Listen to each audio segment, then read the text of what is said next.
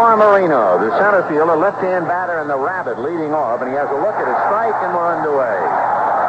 So Palmer's opening pitch, inside, down around the knees, picking up the corner. Jim into the windup, and the strike one, overhand pitch, foul back, 0-2. Vince, the one thing you'll notice with Palmer, he's ready to pitch right away. He doesn't fool around too much out there. 0-2 the count.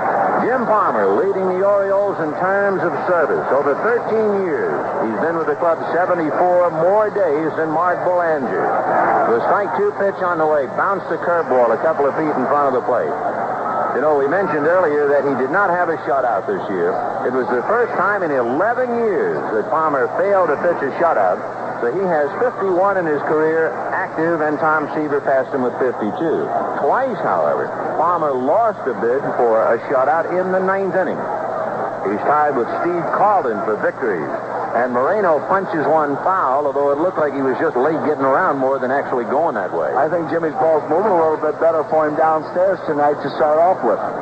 Sparky, does he move his fingers on the ball? Will he throw it off center to make the fastball, let's say, run in or sail, or does he basically hold it the same way across Jimmy the will cut the ball occasionally, make it sail for him.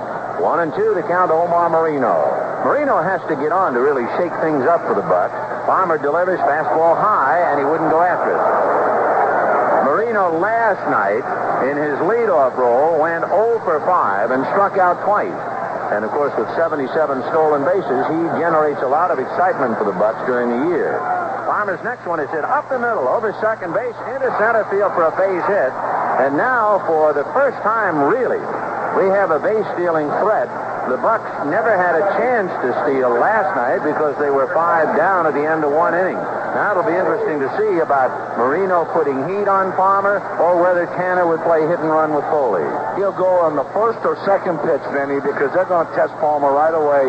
They know about his leg kick, and they're going to make Palmer have to hurry. Omar Moreno with 77 stolen bases to lead the league.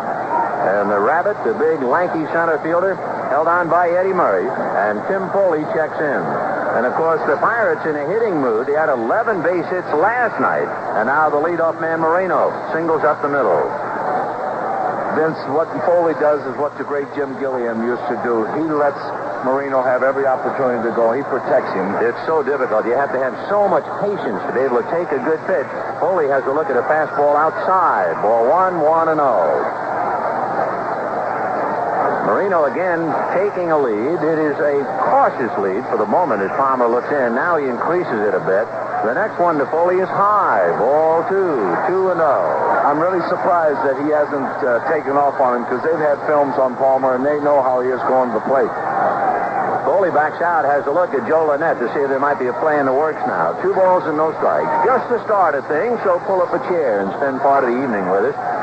The Pirates and the Orioles, Game 2 of the 1979 World Series. And there he goes. The 2-0 pitch is lifted foul off first base.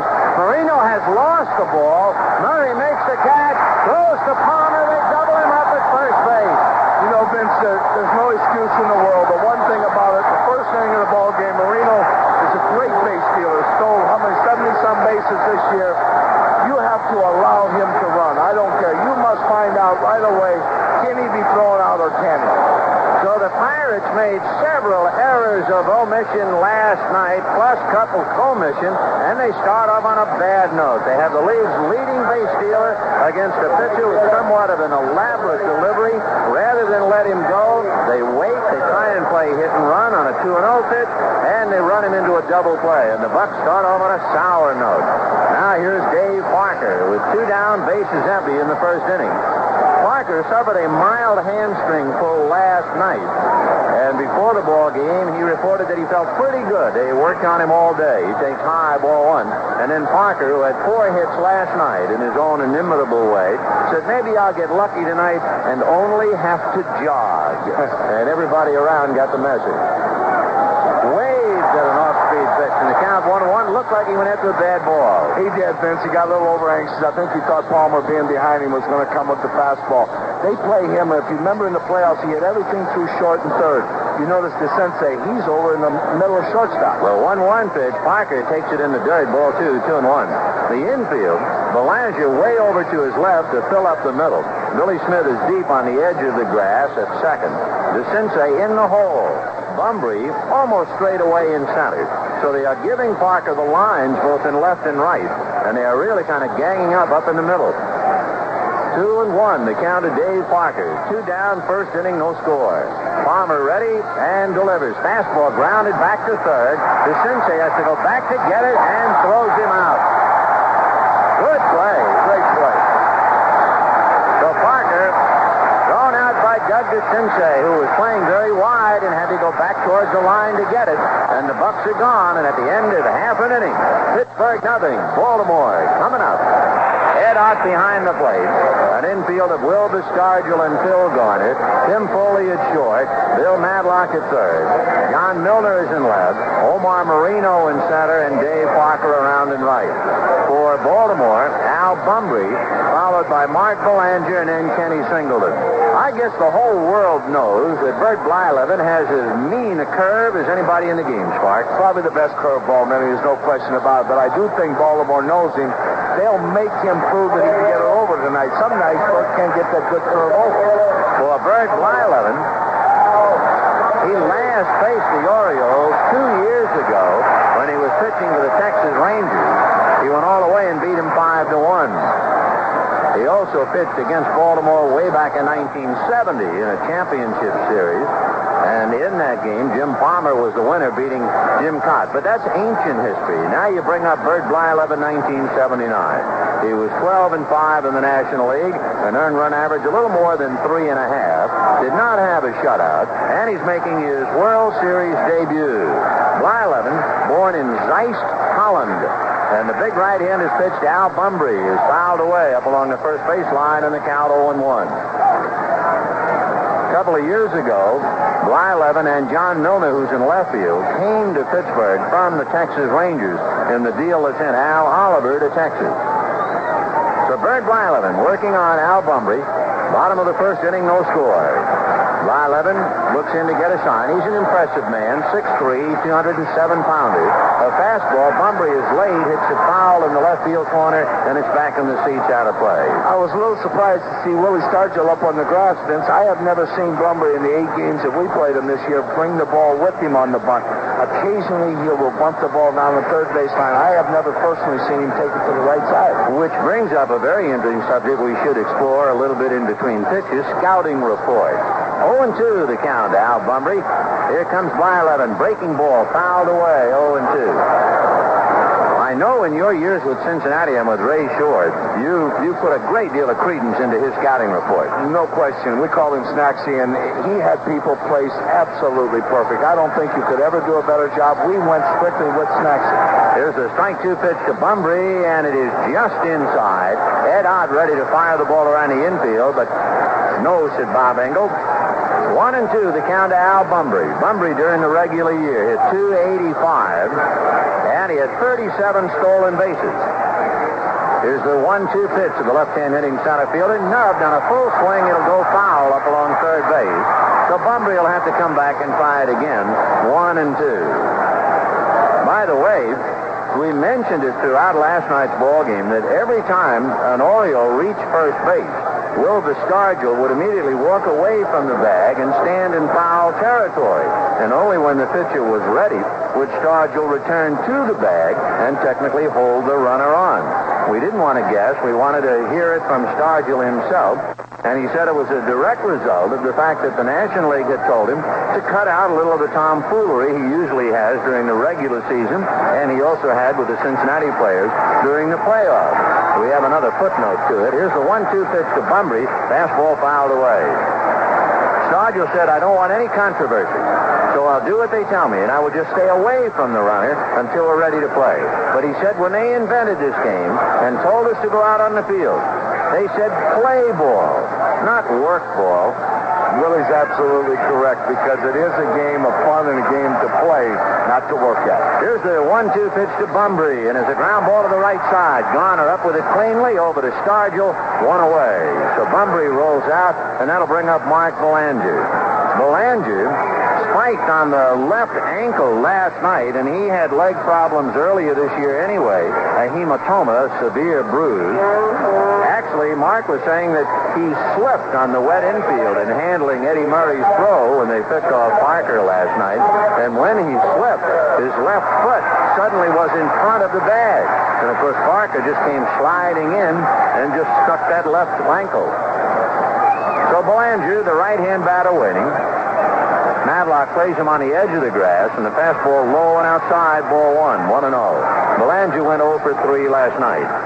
Did not have much of a year, hit only 167, but oh, what a glove. The 1-0 pitch, a high fastball, ball 2. What about the book on Belanger as far as up and down or in and out? He's strictly a high fastball hitter, and he plays with that ball. He doesn't have a lot of power. I don't believe he hit a home run all year, and he'll play the ball up the middle, left center to right center. 2 balls and no strikes to Mark Belanger. First inning, no score. Blyleven's fastball missed low and outside. Ball 3, 3-0. So Belanger checking with Cal Ripken coaching at third. Jim Fry over at first for Baltimore. I guess you could hock your house that they're not going to let him swing 3-0. I don't believe 3-0 or 3-1.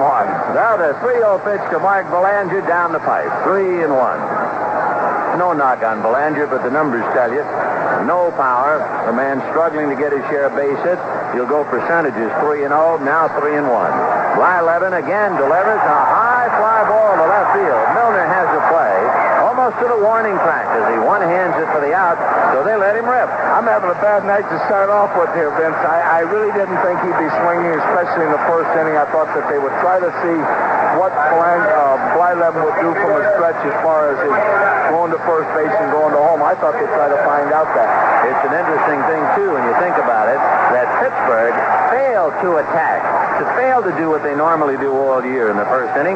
And now here is Weaver issuing notice. Hey, I'm going after you. I got a weak hitter swinging 3-1. Yeah, I was surprised. Blyleven leaving the mound for a moment. Tony Barterome, who at one time played first base for the Pirates back in the very early 50s, bringing something out perhaps to clean off his spikes. And that's what he's going to do. It's a timeout for the moment. Although at this instance, it didn't look like a tongue depressor. Maybe there's something new in the Pittsburgh scene. Nope, it is. Nothing new under the baseball sun. Bert Blyleven cleaning off his spikes. 2 down, first inning, no score. And here's Ken Singleton. And again, we ought to match up now. A right-hand pitcher and Kenny hitting left-handed. Right-hand arm, they're going to pitch him tight, try to stop him from extending his hands. The pitch to Singleton fouled away off third base, and that'll carry upstairs in the count 0-1. They pinch Singleton. They give him the lines left and right. They work him up the middle. And you see Tim Foli is way over to his left, like Belanger was earlier, to fill up the middle. The strike 1 pitch. Singleton takes an off-speed pitch high, and the count 1-1. What about Blyleven's off-speed, a change? Does he have a good one? He wasn't throwing that when I was over there. They tell me he come up with it this year, and it's definitely helped him. No question about that. 1-1 fastball fouled away, so the Express following the local, and Singleton a little bit late getting around on it. And the count 1-2. No score in the first inning. Bert Blyleven and Jim Palmer. Scott McGregor and John Candelaria are the announced pitchers for tomorrow night at Three Rivers in Pittsburgh. Curveball hit to the right of the mound. Blyleven can't get it. Garner can and throws him out. And so a complete about face with the better weather conditions, a better first inning. And at the end of 1, no score. Second inning here at Memorial Stadium in Baltimore, the second game of the 1979 World Series. I'm Vin Scully along with Sparky Anderson and Jim Palmer loosening up for the second at go with Willie Stargell, John Milner, and then Bill Madlock. A couple of other notes about Jim Palmer because his stature is so great, not only here in Baltimore but in the big league. For instance, as we mentioned, he has won the Cy Young Award 3 times. He won 3 Gold Gloves, and he was the youngest ever to pitch a shutout in a World Series game. That was way back in 1966, and he shut out Sandy Koufax 6-0. And not to take anything away from Jim Palmer, but the Koufax who pitched that day, the only thing about him that looked like Koufax was he pitched left-handed. He had hurt his arm against Philadelphia, although nobody knew it at the time, and he was just a mere shadow of himself. But not Palmer. He was 10 feet tall that very day. And, of course, He became the first 8-time 20-game winner in the American League in 43 years since Lefty Grove a year ago when he won his 20th. So you're looking at a great name in Baltimore history and a solid fixture in the big leagues, Jim Palmer. And now Willie Stargell.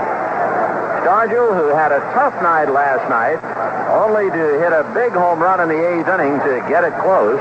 He wound up going 1 for 5 and then made the last out with the tying run at third base when he popped up to shortstop. And an interesting duel here, a couple of veterans. Palmer over the top with a fastball for a strike. Would you think the Pirates are making Palmer throw a strike? I would have to think so. They're going to try to make him bring the ball down, I think, Kenny. Fastball high and outside, 1 ball and 1 strike. Palmer, during the regular year, in looking at some of his numbers, has usually a good control. A 1-1 pitch, swung on and missed. Good fastball. He has that sneaky fastball, Ben. He looks like when he comes through, it's just barely no motion at all, no effort, and then pops you. That's what he did with Stargell on that one. The 1-2 pitch to Wilbur. Off speed, big, slow jug outside and low. Ball 2, 2-2. Palmer, who did not pile up a lot of innings, 155, but he only walked 43 batters. Jim into the windup, and the 2-2 pitch is a shot, a one-hopper into right field for a base hit. And if that was his fastball, that was a poor fastball. That was a couple of feet short. That's the thing right now. Occasionally he'll show you his real good one. He doesn't throw his real good one that often anymore, but he does move it around. If you'll watch him, he's the one pitcher on their staff will make sure the players are where he wants them. There were 2 completely different fastballs. The one that he threw so easily that just zipped Stargell for the second strike, and then that one, which was a lot slower coming up to the plate, and Stargell handled it easily. Now here's John Milner. Milner, and we were discussing him before the ball game, is a different left-hand hitter, and he looks at his strike. The difference with John, most left-handed hitters are low inside hitters, middle in. He's a high ball hitter right up over the plate, and he loves that ball up there. The next one to Milner, a shot up the middle for a base hit. That's the 3rd Pirate hit. Stargell stopping at second. And so 3 hits in 1 inning plus. No score in the ball game, however, and that's the payoff. And Bill Madlock coming up.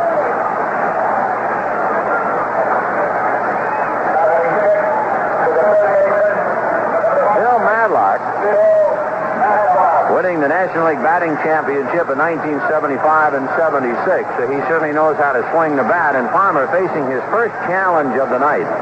Madlock hit .328 when he came to Pittsburgh in a somewhat shocking deal with the San Francisco Giants. Maybe Eddie Whitson one day will become a great pitcher.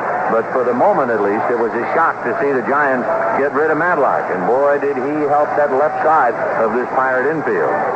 Madlock, right-hand batter, and he's after the first one and fouls it away. Now maybe they're starting to attack that first pitch. Yeah, they're starting to jump on that fastball. They're established now that he's not going to overpower him at this point, and they're up there jumping on it. 0-1 the count to Bill Madlock. Willie Stargell at second. John Milner at first. Nobody out. Second inning, no score.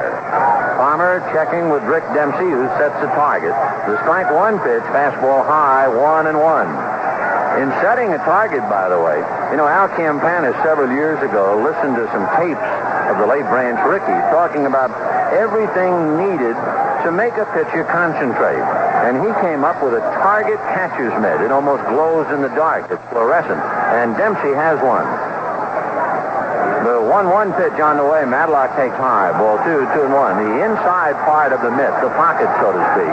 When you hold that up, your pitcher's looking right in at a target. Not a bad idea. Most of the catchers are using it now. I know Lance Parrish, our young catcher, is using it, and they find out at night it really is a great thing for them. 2 balls and 1 strike to Bill Madlock with nobody out. Palmer ready. Jim delivers. Fastball whacked into right center field. That's a base hit. Cut off by Singleton. Stargell comes to score. Milner goes to third standing, and Palmer's in trouble. The Pirates are leading Baltimore 1-0, and this is the kind of a ball club that can turn your ballpark into a garage if you don't turn them around in a hurry. Real quickly, Vince, if you start letting them get away from you before you know it, they've got 6-7 runs on the board real quick. So with 3 hits in a row here in the second inning, that gives the Pirates now 15 hits in 10 innings plus so far in the World Series. And, of course, I can understand your point. You say, yeah, how'd they come out? They lost the first game. But nevertheless, they are swinging the bat. And they're leading tonight 1-0. Ed Ott, the left-hand hitting catcher at the plate. Sammy Stewart, hard-throwing right-hander down in the bullpen. A throw to first. Not in time, but it was close. Madlock just did get back. So Palmer gave him a pretty good move, or Madlock was still thinking about the RBI. Jim's got an excellent move going to first base. He has to have it. He's like Nico down in Atlanta. You know, Phil has a great move going to first, and he has that knuckleball, so it's tough when he has to go to the plate. Well, Jimmy is a little slower going to the plate. Madlock, by the way, stole 32 bases during the regular season, so they have a rabbit over there at first. Ott, of course, left-hand hitting catcher at the plate. Palmer delivers, and a good fastball is swung on and missed. 0-1. Ott doing the bulk of the work for the Pirates during the regular season. Ed hit .273. He had 7 home runs, 51 runs batted in. He takes a high fastball. Dempsey had to come up out of the crouch to handle it. 1-1. Pirates leading 1-0, so they get a lead for the first time in this young World Series. And Ed Ott now has a chance to pick up John Milner from third. Ott swings, and a high fly ball to left center, deep enough. Bumbry going back to get it, makes the catch. Tagging is Milner to score. Madlock holding at first, and the Pirates have 2 on the boards and lead 2-0. Watching Jim Palmer twist and turn as if he's having troubles getting loose. They've been hitting the fastball extremely well. All 3 base hits were fastballs, and that ball there was a fastball out over the plate. Now, Phil Garner, who started off last night with the throwing error and came back with 2 singles and a double and 2 RBIs. Garner coming up with 1 out. And we'll see if there's a possible play in the works with Madlock at first. Garner hitting 8th. And a throw over there driving Madlock back to the bag. Garner, during the regular year, struck out about 1/8 of the time. He has 11 home runs during the season. There goes Madlock. The pitch is high. The throw is there. See you later. He's a great thrower, and he gets rid of the ball probably as good as anybody you want to see, Vince. That's why Dempsey's excellent back there. He's so quick getting rid of the ball. Rick Dempsey fired a strike to Billy Smith, and they nail Madlock. The pitch was high. Garner was around as if to bunt to try and upset Dempsey, but he didn't do it. You should have seen Dempsey then. He looked over at the dugout and just shook his head at him. Go ahead and send him. I like to throw. 1 ball and no strikes. Palmer ready, and the 1-0 pitch swung on and missed. Good change. Let's pause 5 seconds for stations to identify themselves on the CBS radio network.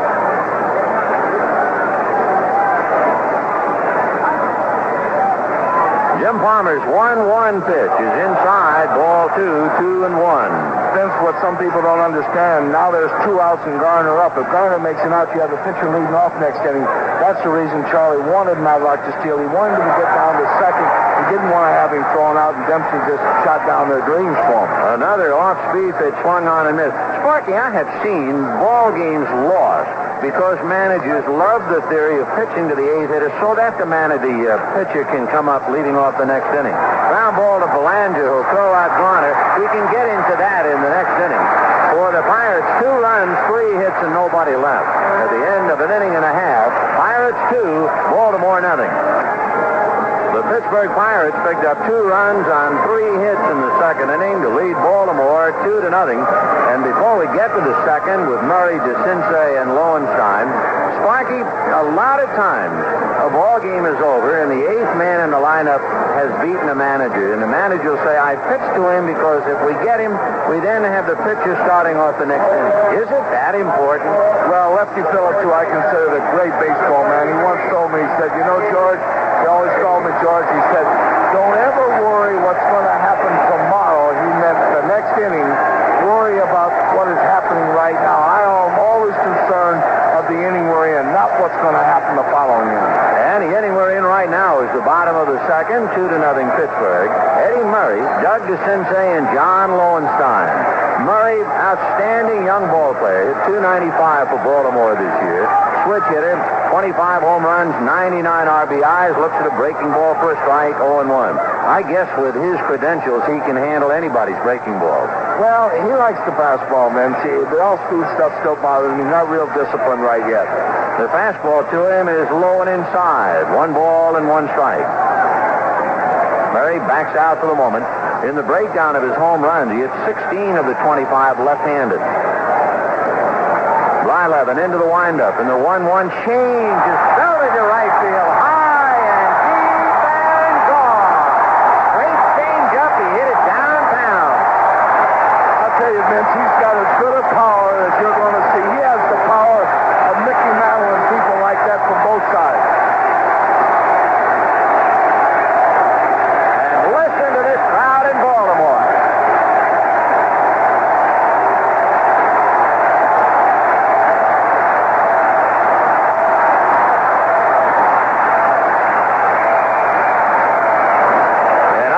Bert Blyleven saying to himself, remind me to forget that straight change for a while as far as Eddie Murray is concerned. But really, the scouting reports are accurate. That's the ball you have to throw him, but that was way up in his eyes. So a big home run by Eddie Murray, and now it is Pittsburgh 2, Baltimore 1, and Doug DeCinces hitting in the number 5 slot at the plate. Right hand hitting third baseman, that hard curveball over for a strike, 0-1.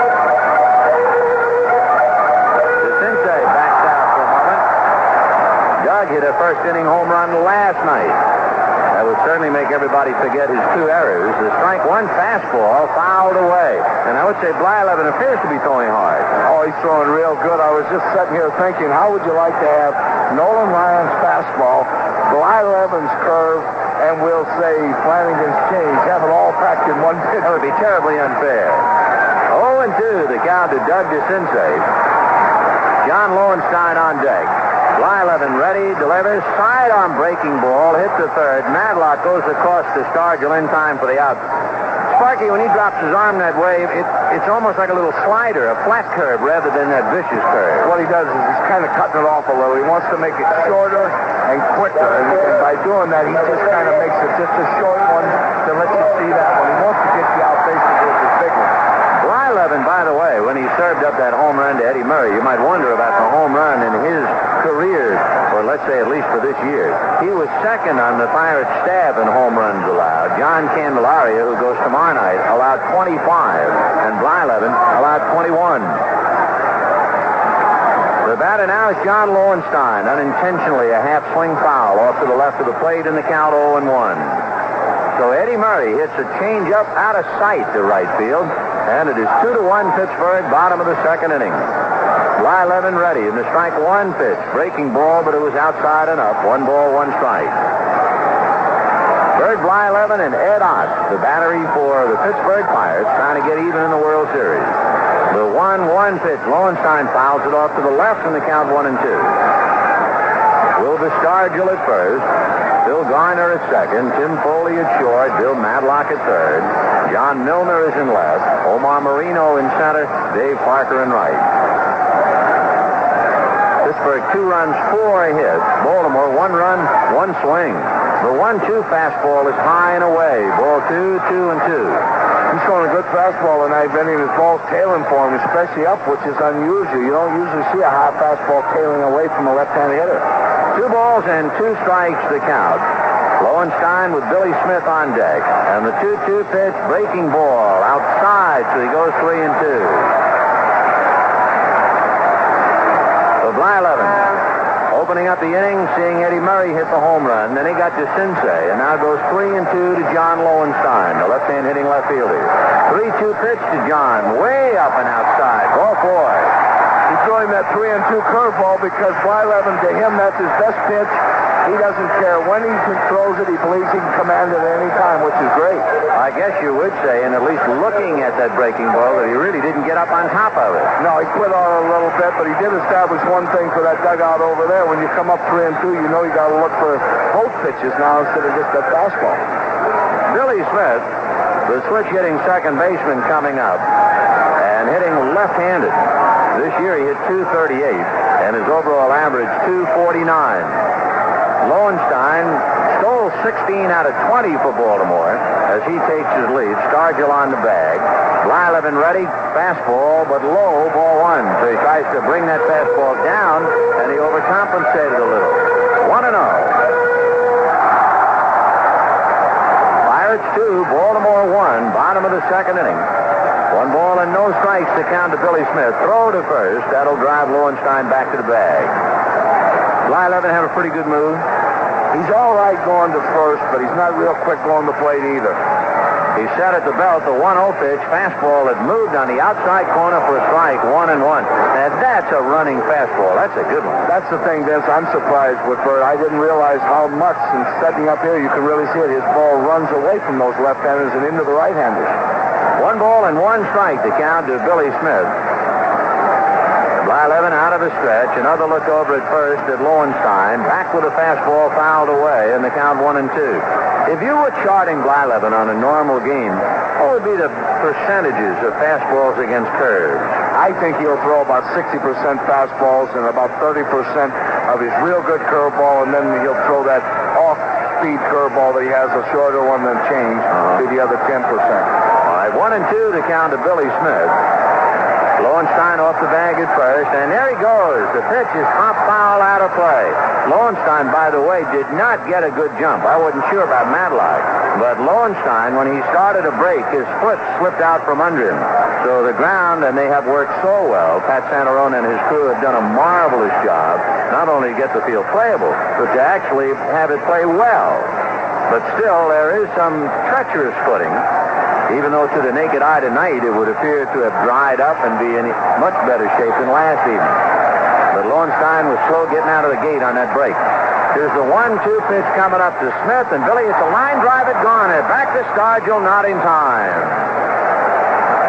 That's that curveball that hung up there, and that's the ball when you talk about Blyleven giving up home runs, Benny. I remember Charlie Dressen always saying, "Don't tell me it was a hanger, please."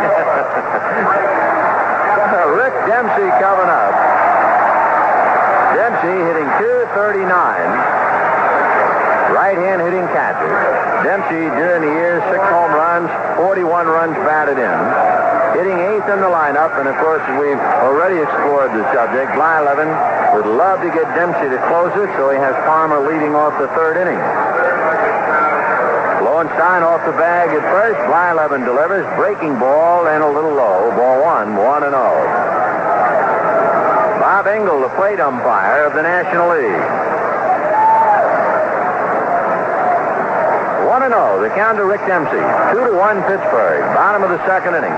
Blyleven at the belt, and the pitch of the plate in there for a strike. Lowenstein twisting and turning a little bit and taking his lead at first. And now Dempsey has a look over at 3rd. You wouldn't expect any kind of a play in the works in this situation. Well, Garner just yelled into Blyleven to give him a look over here. Yeah, because Lowenstein was really twisting and turning on that last pitch. Almost as if he was going to go. The 1-1 pitch, little high, ball 2, 2-1. Vince, the thing I really like about Engel, setting up here above him, watching, he gets so low, he gets himself positioned great. Anything above the top of his head is a ball, period. He knows it. He gets down so good. Going out to the mound now is Ed Ott for the moment. Of course, there is a drastic difference, National League and American League umpires. The National League umpire works inside the hitter, just off the catcher's shoulder. The American League umpires for years work directly behind the catcher. That's really changing now, though, Benny. They're all wearing the inside, the young ones now. That's good. The 2-1 pitch coming up. A big chopper over the mound to the left is short. Steered by Foley, but he can only drop it. Chase it. Lowenstein going to 3rd, and he's in there with a slide.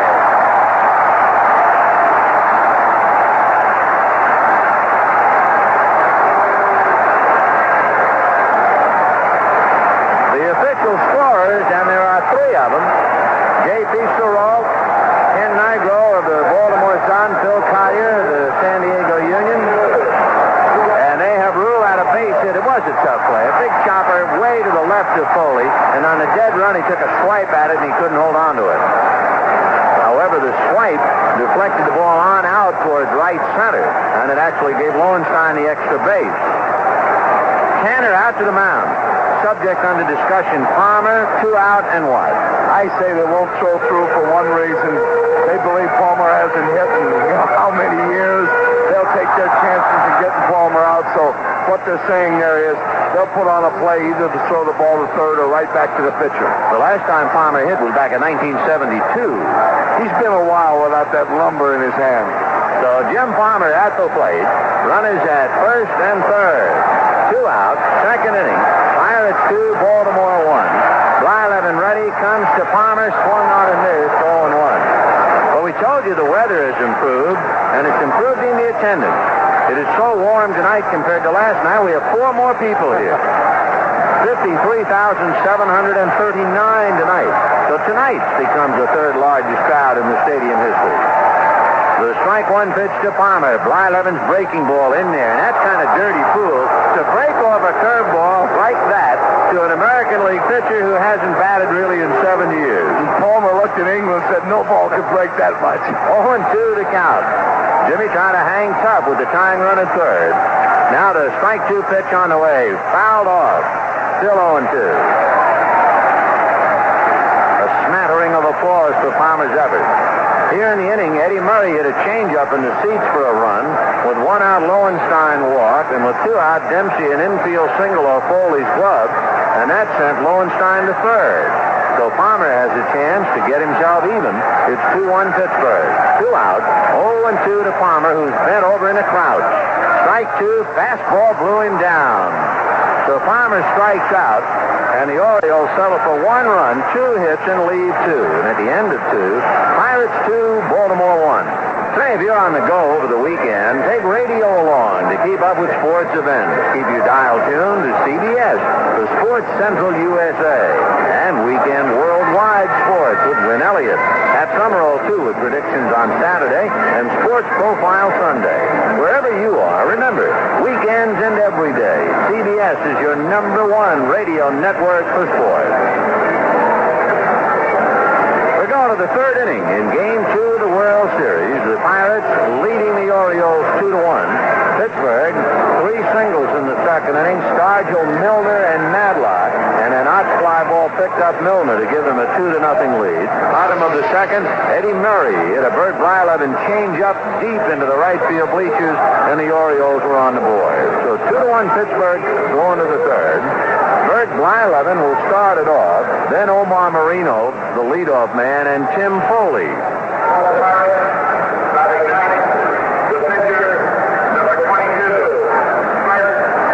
Blyleven had 9 hits during the regular year, struck out almost 50% of the time, so there's no way you can think that he is a good hitting pitcher. The only thing he does do well, he's a pretty good bunter. In fact, as far as the Pirate pitchers are concerned, he led them with 15 sacrifices, swings and fouls it away.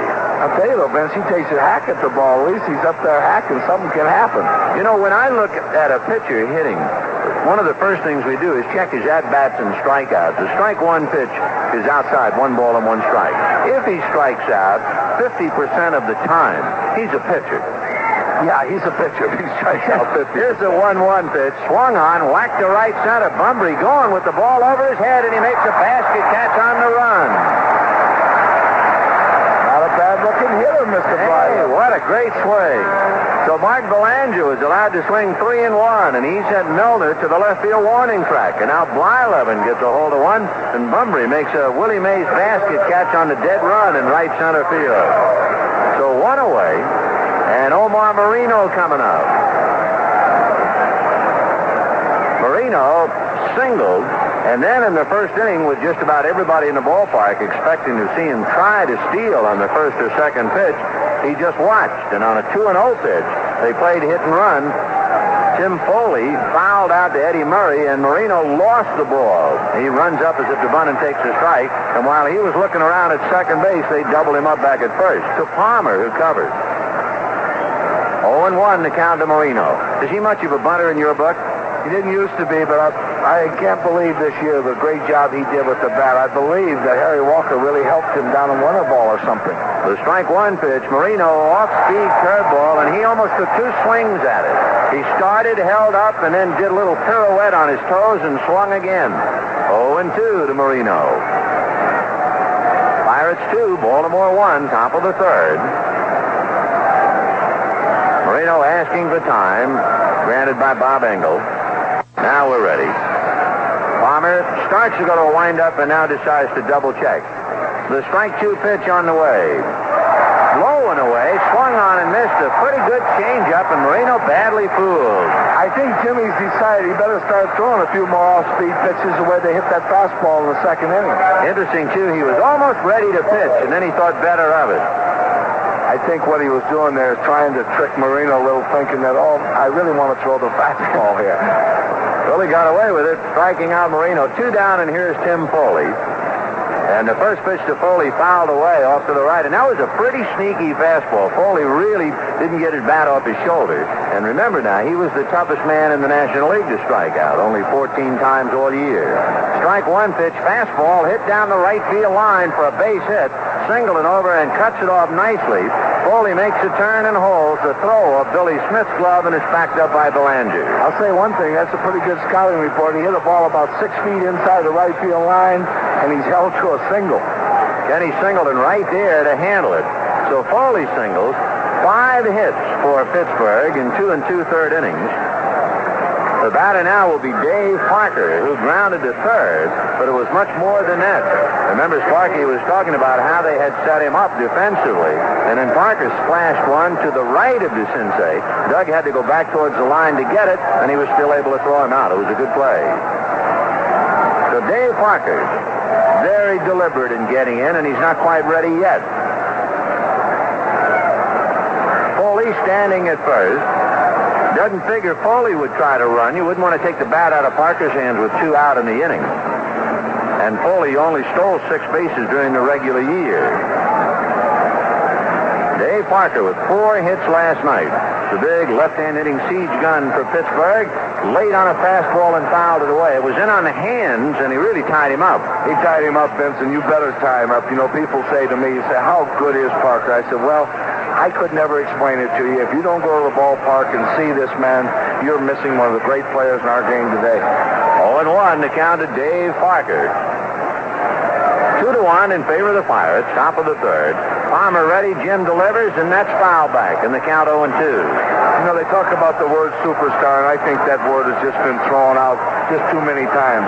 I think you take a player and you compare him. To me, you use Parker, you compare everybody to him. If you can't do all 4 things that he can do, then you're not a superstar, and I don't believe there's too many players who can do all the things he can do. Reminds us of a Jim Palmer quote, the strike 2 curve in the dirt, hit Dempsey in the mask. Foley going to second, and he's in there. So the breaking ball in the dirt bounced up and hit Rick Dempsey right in the mask. And Foley was able to move into second base. And we'll see just how important that is. Jim Palmer, who was old enough to remember, said at the start of the series when someone was talking about Parker, and Jim said, wait a minute, I remember Roberto Clemente in the 1971 series. Just how good can Parker be? Well, I'll tell you this. He's got to prove and do all the things that Roberto did. There's no question Clemente was one of our all-time great players. But about 6-7 years from now, you're going to be saying the same thing about Dave Parker. 1-2 to count to Dave, trying to pick up Tim Foley from second base. 2 out, third inning. Pirates 2, Baltimore 1. Jim Palmer out of the stretch. A high set and a broken bat, 1 hopper to DeCinces. He has it, goes across to first, just in time for the out. So he sawed that one off on his hands. Yeah, he was sawed off real good. If it was last night, he would have lost a few fingernails, but it's not that cold tonight. At the end of 2.5 innings, Pirates 2, Baltimore 1. At Memorial Stadium in Baltimore, before 53,739 highly vocal fans, the Pirates are leading Baltimore 2-1. I've spent a career in the National League, and I've seen and been in some American League parks, but I would say that this might be the most vocal crowd that I have seen and heard in a ballpark in a nice way. I agree with you, Vince, but it is in such a nice way. We ended up their last homestand here before they finished against Cleveland, and they really put on a show with this OR and the Oriole thing, and each player, in fact, each player had to do it sometime during the game, and even Earl Weaver finally, he hated, he got up on the step and he let it. And my guy said, hey, Skip, they're kind of making a joke. I said, watch closely because the winners laugh and tell jokes and the losers cry. Right. As we mentioned last night, the entire Orioles team at the end of the year came out of the dugout onto the field, turned around, and applauded the fans. And that was a nice thing to see. We had that happen at Dodger Stadium, where the players, realizing that these folks have added so much, not only to the enjoyment of the game, but they stimulate the players and get them moving. They sure do. And, of course, you people out in Dodger Stadium, no question, they have been... Nobody will draw more than they draw, Vince. Here is Al Bumbry leading off the third inning, and he takes the first pitch on the outside corner for a strike. 0-1. And Bumbry now asking Bob Engel to look at the ball. 0-1 the count. Do you remember that rule, that short-lived rule where the hitter was not allowed to ask the umpire to look at the ball? Yeah, they had that. It lasted just about 3 days, I think. Here's the strike one pitch to Bumbry. Fastball popped in the air, back a third and down the line. Foley digging, but Milner, the left fielder, is there to make the catch for the out. 1 away. Sparky, does it bother you? Are you of the old school? Does it bother you to see the modern-day outfielder almost casually catching fly balls with one hand? Well, I think it's the glove now. You know, the glove's so big and everything that they feel like that it's so much, it looks so much better. You catch it and they throw it behind them. You know, one of these days they're going to throw one right back for an inside-the-park home run. It's stylish, Benny, and I think we have to realize that today our outfielders have to be very stylish. I remember in the old days as a kid growing up, they would say, hey, 2 hands for a beginner. But, of course, now all the little kids are watching the big leaguers one-handed, and I guess that's what we're going to see for a while. Well, Joe DiMaggio and Willie Mays, they'd be kind of out of style right now. Here's Mark Belanger, and he looks at a fastball high. Ball 1-0. We're in the bottom of the third. Pirates 2, Baltimore 1. Belanger playing on a bad wheel. He was spiked on the left ankle last night, but he's in there. The 1-0 pitch, fastball popped up on the right side. Garner going out, has picked it up, but here comes Big Parker to run him off the ball, and he drops it. And into second base goes Belanger. There's your old one hand, that little slap at the ball. And the Wolves will get on Dave Parker. So no sooner do we talk about that one-hand catch, Parker hit it with the palm of the mitt and just knocked it right down into the dirt. And it will go as an error charge to Parker. And by the way, I had mentioned this during the year, and I know a lot of people were shocked about it. Do you know that Dave Parker, in the regular season, made as many errors as Tim Foli, the Pirate shortstop, which is kind of shocking when you think about it. And during the year, the Pirate outfield made 39 errors. Well, I think in Dave's case, a lot of them were probably throwing errors where he charges the ball so well and throws the ball in and hits a runner or hits something and slams off where a guy will go another base, because David's a great outfielder. So we'll see now if the Orioles can cash in the error as Singleton fouls it away. 0-1 the count. So the Pirates, to a degree, beat themselves last night, and the Pirates now have given the Orioles a chance to tie it up. Pittsburgh, 2 runs, 5 hits. Baltimore, 1 run, 2 hits. But Baltimore with the tying run at second base in Mark Belanger. And with Singleton and Murray back-to-back trying to pick him up. Singleton grounded out to Garner. First trip. It's a fastball in the hole, plugged up nicely by Garner to throw him out. And on the play, Belanger goes to third. And if this game were played in Pittsburgh, that ball is probably through on AstroTurf. I have to think if that ball was hit in Pittsburgh, that Parker would have a chance to throw somebody out. So with 2 down, the tying run at third for Baltimore. The chant welling to the sky. Eddie, Eddie, as Murray comes up. And Ed Ott goes out to the mound to talk to Blyleven. Vince, I don't want to make any excuses for Dave Parker because he don't need any excuses. But I do think that turf, I'll bet you that turf had something to do with it. And he might, although I wasn't watching that carefully, but he might even have been falling into an old trap of running on his heels. Well, on this turf, you know, he's trying to get good footing, and as I said, I wouldn't make no excuses. That man don't need any. So with 2 down in the third, 2-1 Pittsburgh. Eddie Murray, who hit a straight changeup into the right field bleachers for a home run in the second inning, now comes up with a tying run at third in the person of Mark Belanger. Blyleven's fastball is outside. Ball 1, 1-0. First pitch looks like you better have a long bat, Mr. Murray. It's about 8 inches outside. Now the 1-0 pitch is low and outside, ball 2. Doug DeCinces, right-hand hitter on deck. You get into the story. do you walk a possible go-ahead run intentionally and then go after a right-handed batter? This might be a case of an unintentional, intentional walk. They're just not going to give him anything to swing at. Well, the first two pitches are any indication. Mr. Blyleven says, I'm going to face you, Doug. 2 balls and no strikes. The count to Eddie Murray. And Blyleven doesn't appear on the first 2 to want to come with a strike. Let's see. Bert ready in the 2-0 fastball, high ball 3. Murray is showing a great deal of discipline, not forcing the issue and going after a bad ball. That's the thing. I look forward, and I hate to say it, he's on another club, but I look forward today to see this guy totally disciplined. He's just going to be a great player. 3-0 pitch is taken low, ball 4. And the way he looked at it, I wouldn't have been the least bit surprised if Weaver had given him a green light 3-0, and he just wouldn't go after the bad ball.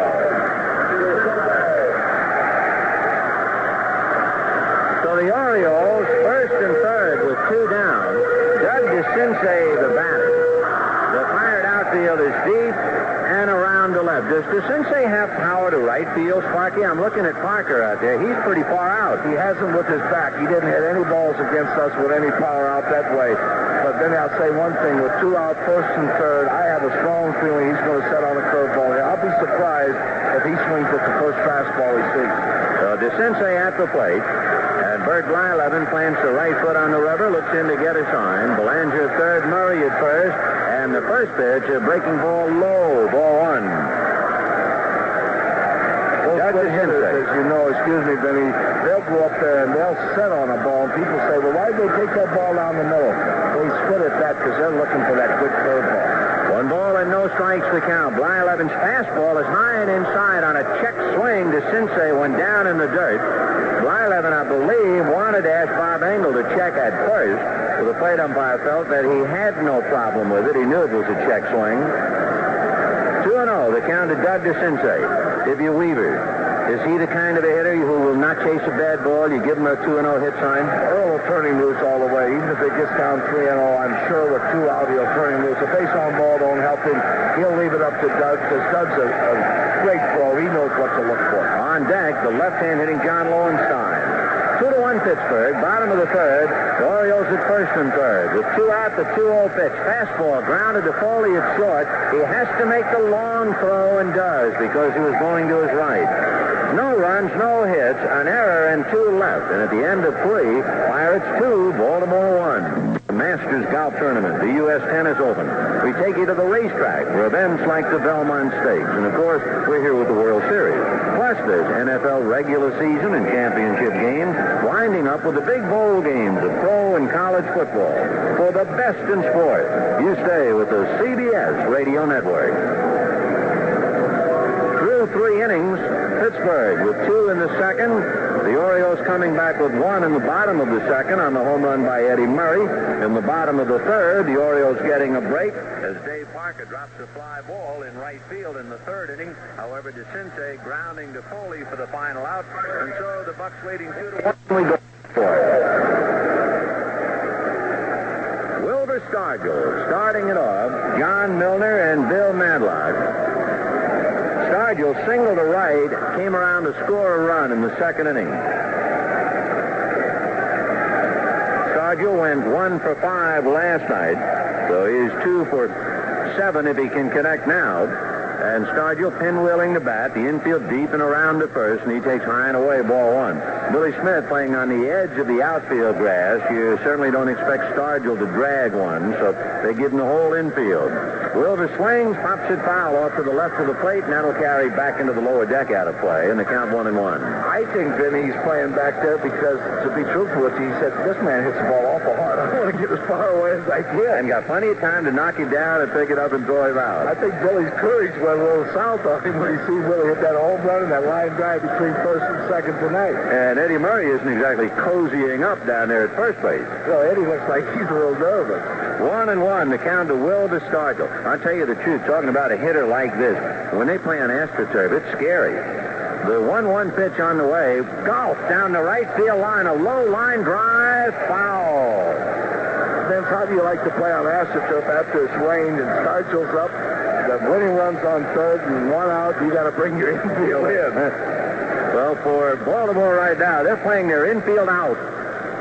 1-2, the count to Will Stargell. And at 38 years old, he can still get that back through in a hurry. Boy, he can snap it. It's a living truth. I seen that happen in Cincinnati. Doug Flynn playing in. The ball came at him, and Doug never got his hand up, and the ball was in right there. Had it hit him, I know that it broke something. 1-2, the count to Will Stargell. Farmer into the windup, and the 1-2 pitch is foul back directly over the top. And, of course, standing almost naked under the world, only 60 feet away, is the opposing pitcher. You know, that's an awful feeling to think you're going to throw him a changeup, and he might hit it right through the box. 1 ball and 2 strikes, and Farmer delivers, and it's lifted to shallow left field. Moving in a hurry is Lowenstein, goes into a slide and comes up with it as he rolls over and comes back up on his feet. It was a good recovery play by Lowenstein because he didn't have any jump on the ball at all.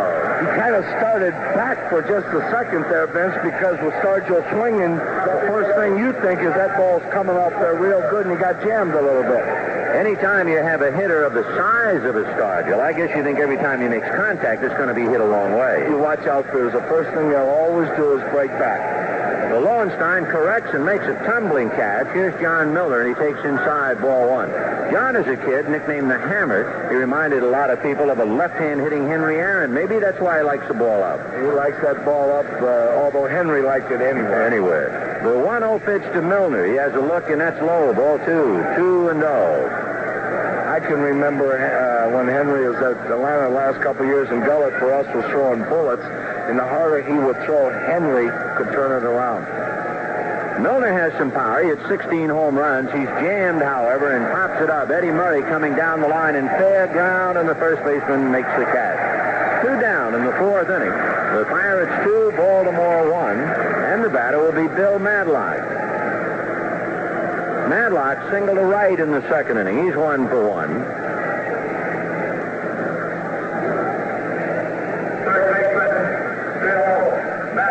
The Pirates 2 runs, 5 hits, 1 error. Baltimore 1 run, 2 hits. One of the 2 hits, a home run by Eddie Murray.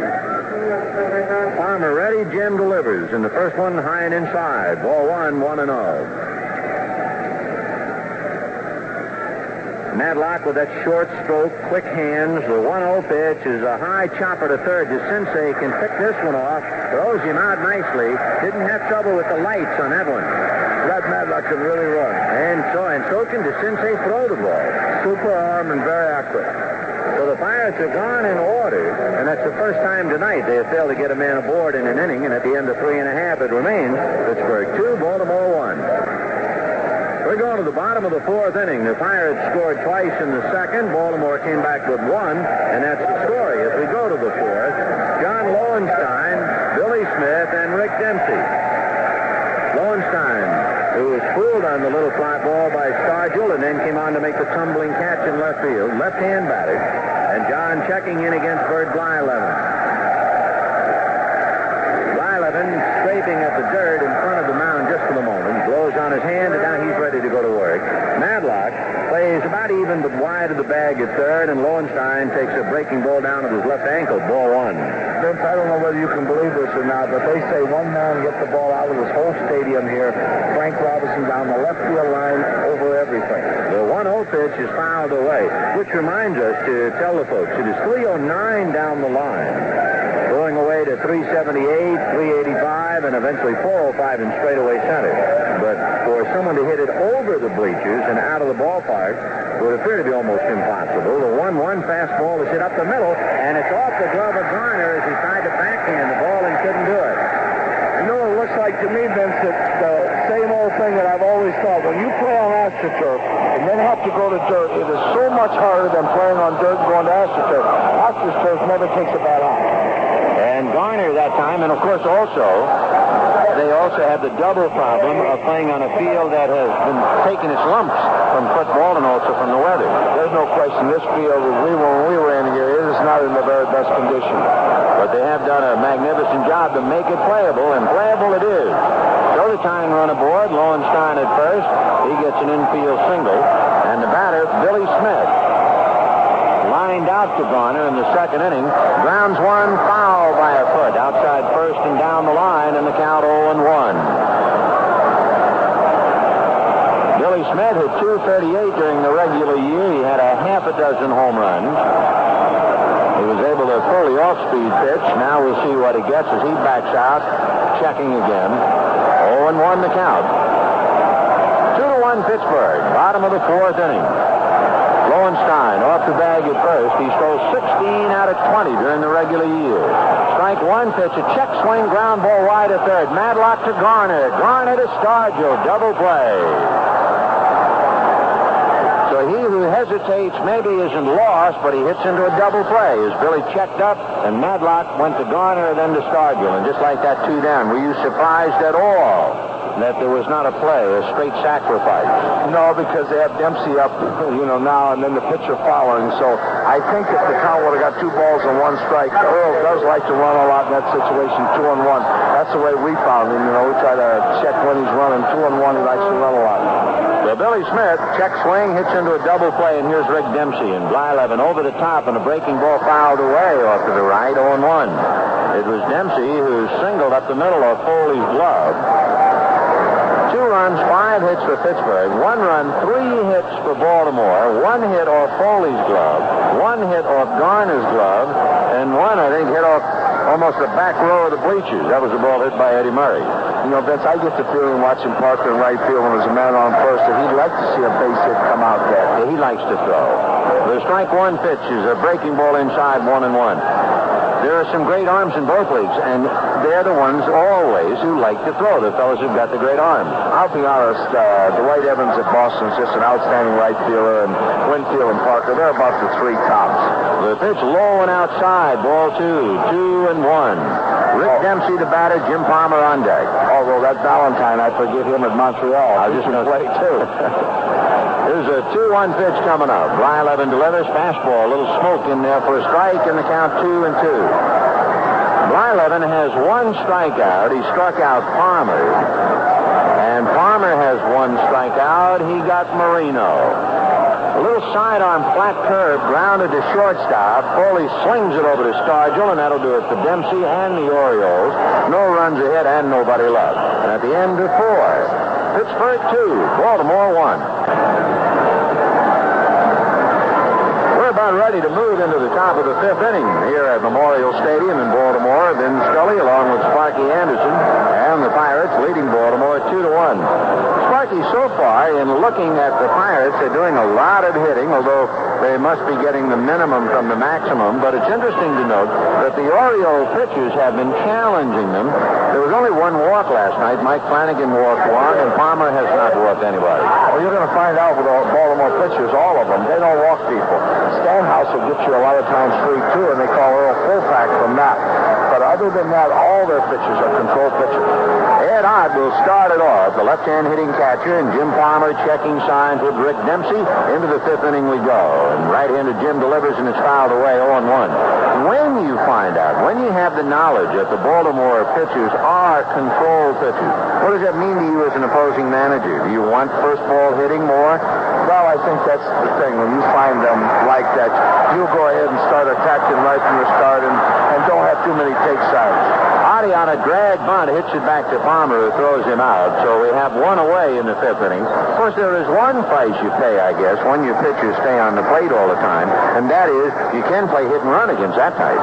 You can play hit and run, but the one thing you have to be careful with Earl, he does do a lot of pitching out on you during the season. So with 1 away, Phil Garner coming up. He grounded to short in the 2nd inning, which, of course, is the other side of the coin. If you have a control pitcher, you can pitch out because you're not taking too much away from him. And he'll do it 2 pitches in a row on you, so you have to learn him, and that's one thing about being in the league. You learn your guys. There's 1 hit off the end of the bat up the middle for a base hit. So Garner singles with 1 out. Half a dozen hits for Pittsburgh. They lead 2-1 here in the 5th inning. And Bert Blyleven coming up. Blyleven hit the ball hard in the 3rd inning. Al Bumbry made a nice running catch in right center field. We'll see whether Tanner now will have his pitcher bunt with 1 out to stay out of the double play, which would end the inning, and also try and get an extra man in scoring position for Omar Moreno. That would appear to be the play. Now let's see if Tanner follows that. I believe they'll bunt. You want to watch Eddie Murray. They have a sign with the pitcher how many times to come over like Hodges used to have with the Dodger pitchers, and he'll be right down their throat. All right, Farmer looks in. DeCinces already in on the grass. Blyleven bunting. Down to get it is Murray. Wells throws to second. They get him. To first. They got him. Double play.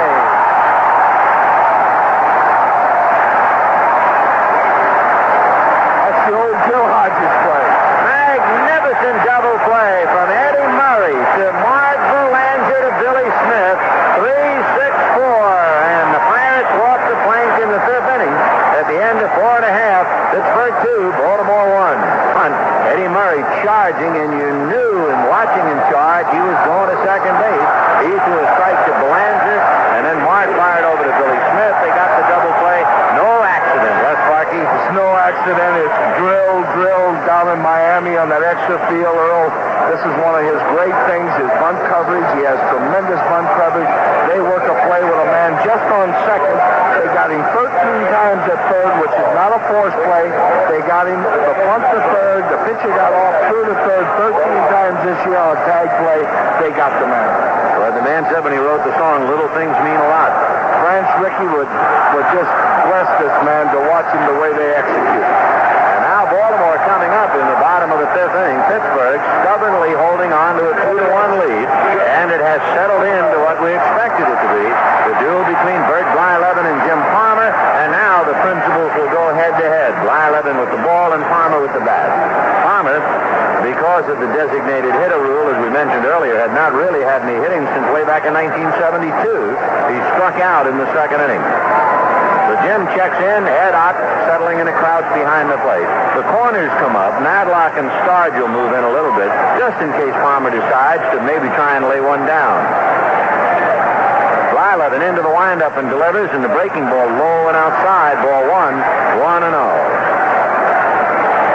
On the message board, they're reminding everybody about that note we gave you, how he shut out Koufax 6-0. The youngest to ever have a shutout in the World Series. Jim fouls it off, 1-1. Tomorrow, Ben, he's going to have a talk with Mr. Bert Blyleven over there in Pittsburgh and say, hey, you're supposed to throw me fast. Yeah, this is no time to break off that mean curve. Not to a fellow who hadn't really played with the bat in 7 years. 1-1, the count of Jim Farmer. 2-1 Pittsburgh, bottom of the fifth. It's a dandy. Blyleven's fastball is foul back. Say one thing, nothing timid about Farmer. He had a good rip at that letter-high fastball. I'll bet he was a pretty good hitter in the younger days when he got to swing the bat. 1-2 the count. Blyleven blowing on his hands. 2-1 Pittsburgh, fifth inning.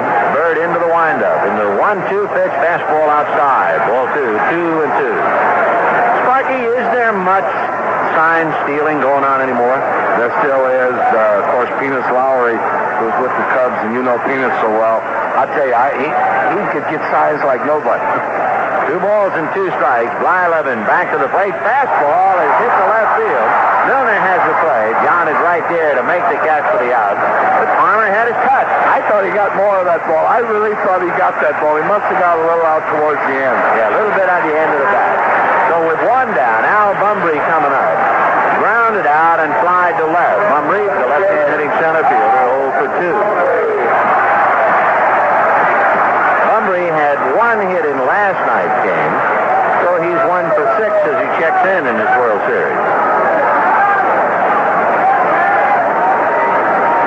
Madlock comes well in on the grass now. Stargell is at the edge. They're almost looking bunt, and there's a slap foul outside of third down the left field line, and the count 0-1.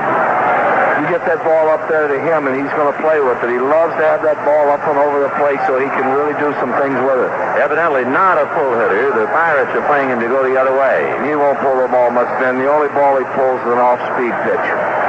0-1 the count to Al Bumbry.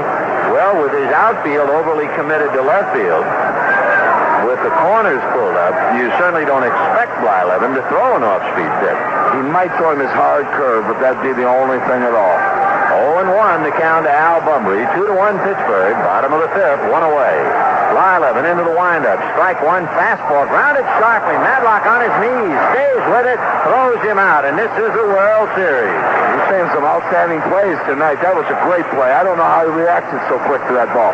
Bill Madlock, who was playing in on the grass looking for the bunt, had almost too much to handle, but he stayed with it. 2 down. And Mark Belanger coming up. Belanger flied to left. and reached second base on the error to Dave Parker in the third inning. Got as far as third. Belanger, the right-hand hitting shortstop, waiting. Blyleven delivers, fastball away, ball one. Mark was the middleman on the double play, handling the throw from Murray and then throwing on to Billy Smith. 1-0, the count to Mark Belanger. Fastball down and away. Ball 2-0. And of course, with 2 out, he certainly doesn't want to lose Belanger and have to look at Kenny Singleton. No, he doesn't want to have to look at Singleton in that situation because he's the one guy that can drive the ball like Murray. Blyleven has walked 2 and has allowed 3 hits and 1 run. As we mentioned, 1 strikeout, and that was Palmer. Bird up on top, looks down to get a sign. 2 balls and no strikes to Mark Belanger. The fastball is lifted to left center and pretty deep. Going back is Marino to make the catch, and that means that Earl Weaver has let Belanger swing 3-1 and out 2-0, and he's hit a long fly ball out. He just feels he's going to throw Mark the fastball there, and he's hoping he gets it up, which he did. And he figures that maybe Belanger's going to hit his first home run of the year. What is it you say? Little guys take and big guys swing. Little guys take, like Bertie Tibbetts used to say, and big men hit. At the end of 5, Pittsburgh 2, Baltimore 1. Say, wouldn't you love to have an official World Series baseball? Well, you can. Scout's oath, as we used to say. Here's all you have to do to get your souvenir 1979 World Series baseball. Send your check or money order for $9.95 to Major League Baseball. Post Office Box 9884R, St. Paul, Minnesota, and the zip code 55198. That's $9.95 to Major League Baseball. Post Office Box 9884R, St. Paul, Minnesota, 55198. Please don't forget to include your name and address. The free seating has been brought to you on behalf of Major League Baseball. Got a good one going, and modern science has made a contribution to the art of baseball. The radar gun has suddenly come into prominence. They really use it here in Baltimore more than any club I've ever seen or been around. Frank Robinson's been checking the last 2 innings with Charlie Bree, who does all their radar statistics back there, and checking to see what Blyleven's velocity is on his fastball. To the 6th inning, 2-1 in favor of Pittsburgh. Omar Moreno, Tim Foli, and then the number 3 man, Dave Parker. Chopper to third. DeCinces gloves it easily. That will do it for Omar. 1 away. It is a little surprising. You mean they are only concentrating on the velocity of Blyleven's fastball? What about their own man? Well, they'll check on both, but what they do, they want to know the velocity of Blyleven's fastball for one reason. They'll tell their hitters then, and that gives them a chance to lay back a little longer. If he's throwing real good, they know they got to get what they call get the head of the bat out there quicker.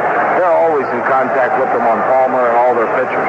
Tim Foli at the plate. He has to look at a pitch outside, ball 1. Foli fouled out into a double play when Marino was confused as to where the ball was in the first inning. And then Tim singled to right in the third, lifts the fly ball to Bumbry in straightaway center. He looks up into the night and makes the catch easily, and we have 2 down in the 6th inning.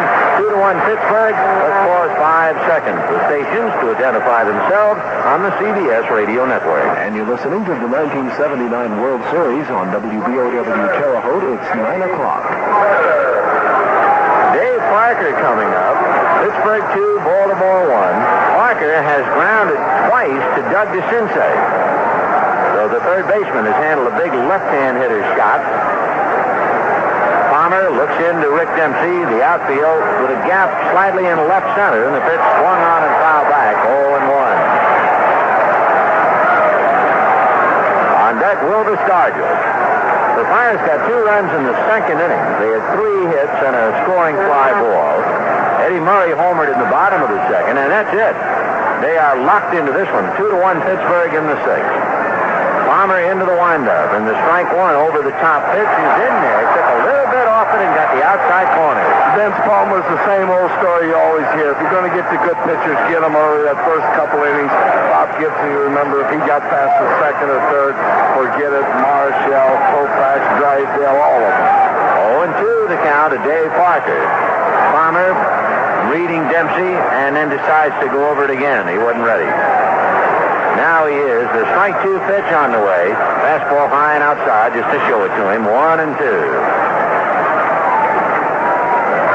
Jim Farmer, a magnificent pitcher. After 13 years in the big leagues, still out there in the heart of the diamond. The curveball is lifted into center field. Bumbry will have to play it on a bounce. So Parker just went down and got it, lifted it, and hit it into center. And a little bit off the end of the bat, but he is so strong that where somebody else might have popped it up to an infielder, Parker's able to muscle it into center field. Vince, you get the feeling watching Parker that he's a pretty good player. yeah, there's an understatement. Willie Stargell coming up. The Pirates now have 7 hits and 2 runs. Farmer and Dempsey a brief chat, and now Stargell singled and then lost a base hit on that tumbling catch by Lowenstein. Parker a terror on the base paths.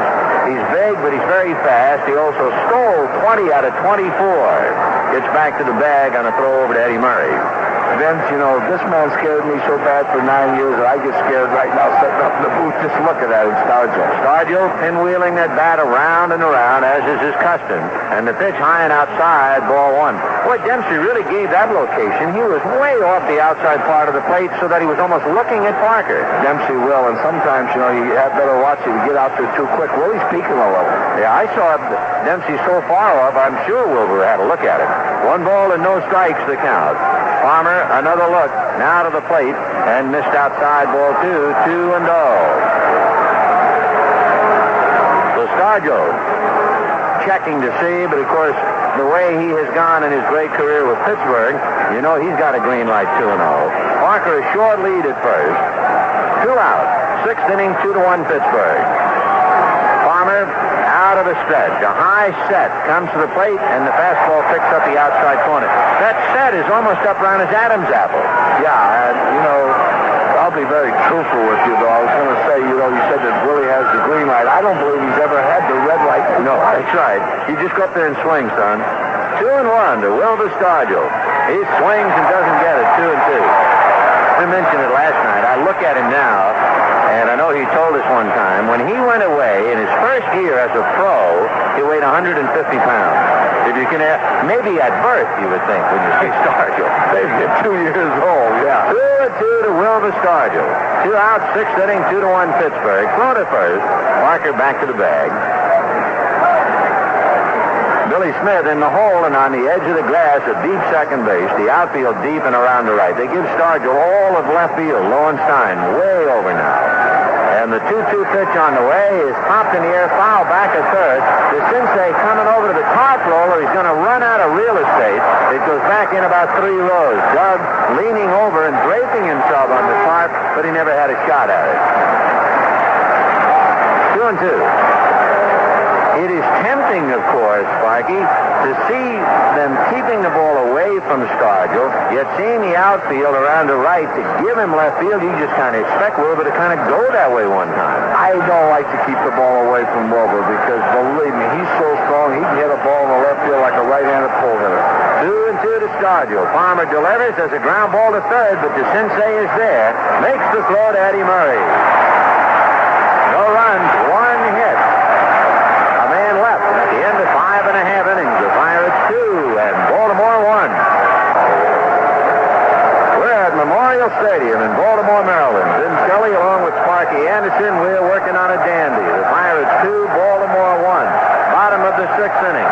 The large crowd, 3rd largest in history, has been relatively quiet until this inning. But now, with Singleton, Murray, and DeCinces coming up, the crowd, a lot of them on their feet now, trying to shake everybody up. A World Series note. And we were talking about Jim Farmer, talking about the man innings ago. The late Roberto Clemente hit safely in all 14 World Series games in which he played. You know, Vic, he got better each year like wine. Listen to the crowd. They're alive in Baltimore. And Bert Blyleven calmly picking at his spike, standing on the grass behind the mound.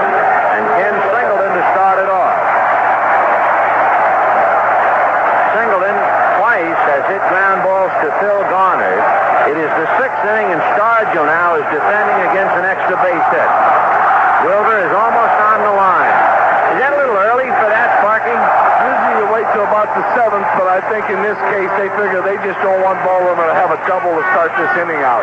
So Stargell immediately letting Blyleven know, and Singleton takes a breaking ball for a strike outside part of the plate, 0-1. The outfield is fanned out and deep.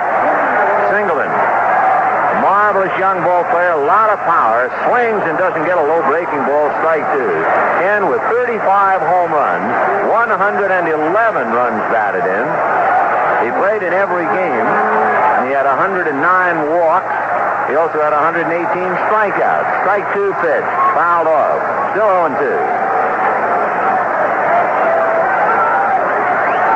They don't, excuse me, Vince, they don't legalize the spitter. Why do they legalize a curveball like this? It really, I had heard about Blyleven's breaking ball, and then we finally saw him throw some in spring training that was so awesome. You thought, if he throws them that hard then, how is it in the middle of the summer? Not fair. 0-2, and the pitch to Singleton. Fastball, and he dumps it into left field for a base hit. John Milner over to get it. So after two good curves, he tried to jam in with a fastball, and Singleton, like Parker, is strong enough to handle it and fight it off. That's the thing that isn't fair. They're so strong that they made a great pitch there. Got the ball right in on his hands. If you don't swing at that ball, he's going to go back to his breaking ball. He set him up. He hit him on the hands, and he's strong enough to get over the infield. I even think that Singleton cracked the bat. It sounded like he cracked the handle, but he has himself a base hit. So the tying run is aboard. Singleton at first, nobody out. Messrs. Murray, DeCinces, and Lowenstein trying to nudge him around. 2-1 Pittsburgh in the sixth inning. Blyleven out of the stretch. Checking Singleton, works Murray, and that's driven to left center field, and there's nobody there. That's going up the alley. Singleton is to third. He's around third, and he will score on a double by Eddie Murray. Vince, you see where that pitch was? It was get out over the plate and up. And that's the ball that Murray will kill you with.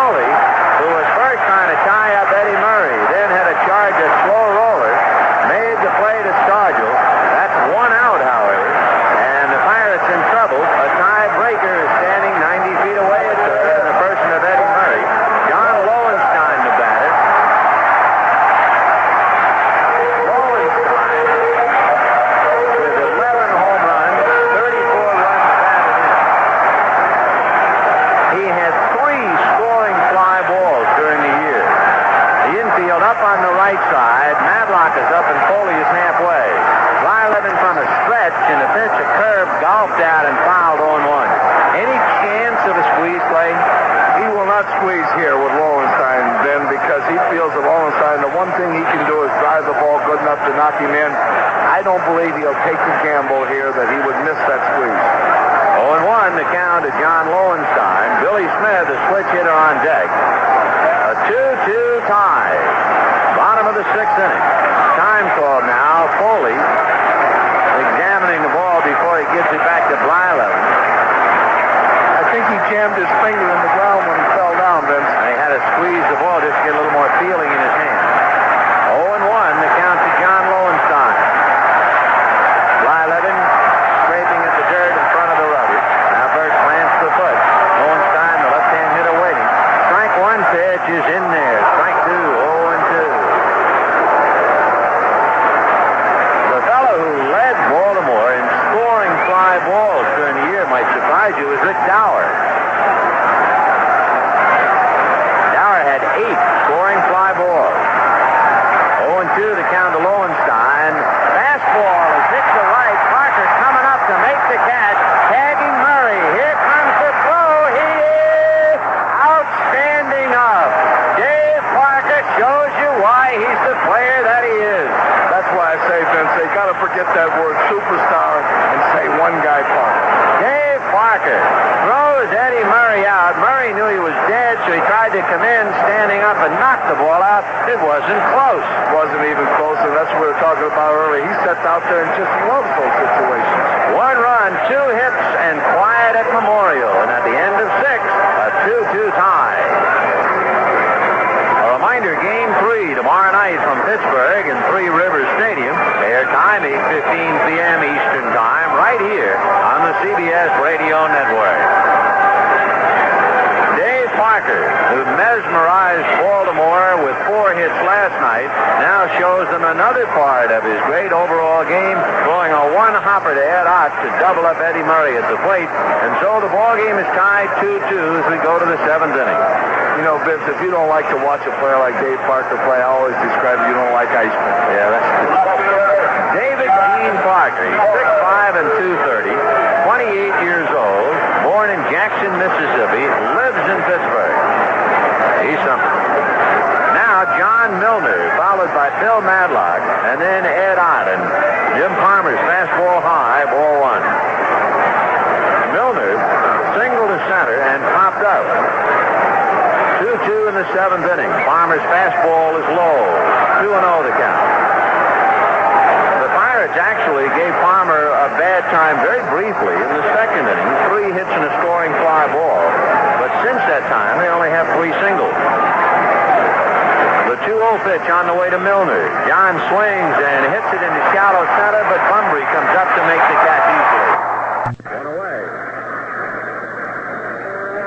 Jim Palmer is due to bat first when Baltimore hits in the bottom of the 7th inning. No one throwing in the Baltimore bullpen. But it's just a thought to keep in mind that Palmer due up third in the 7th.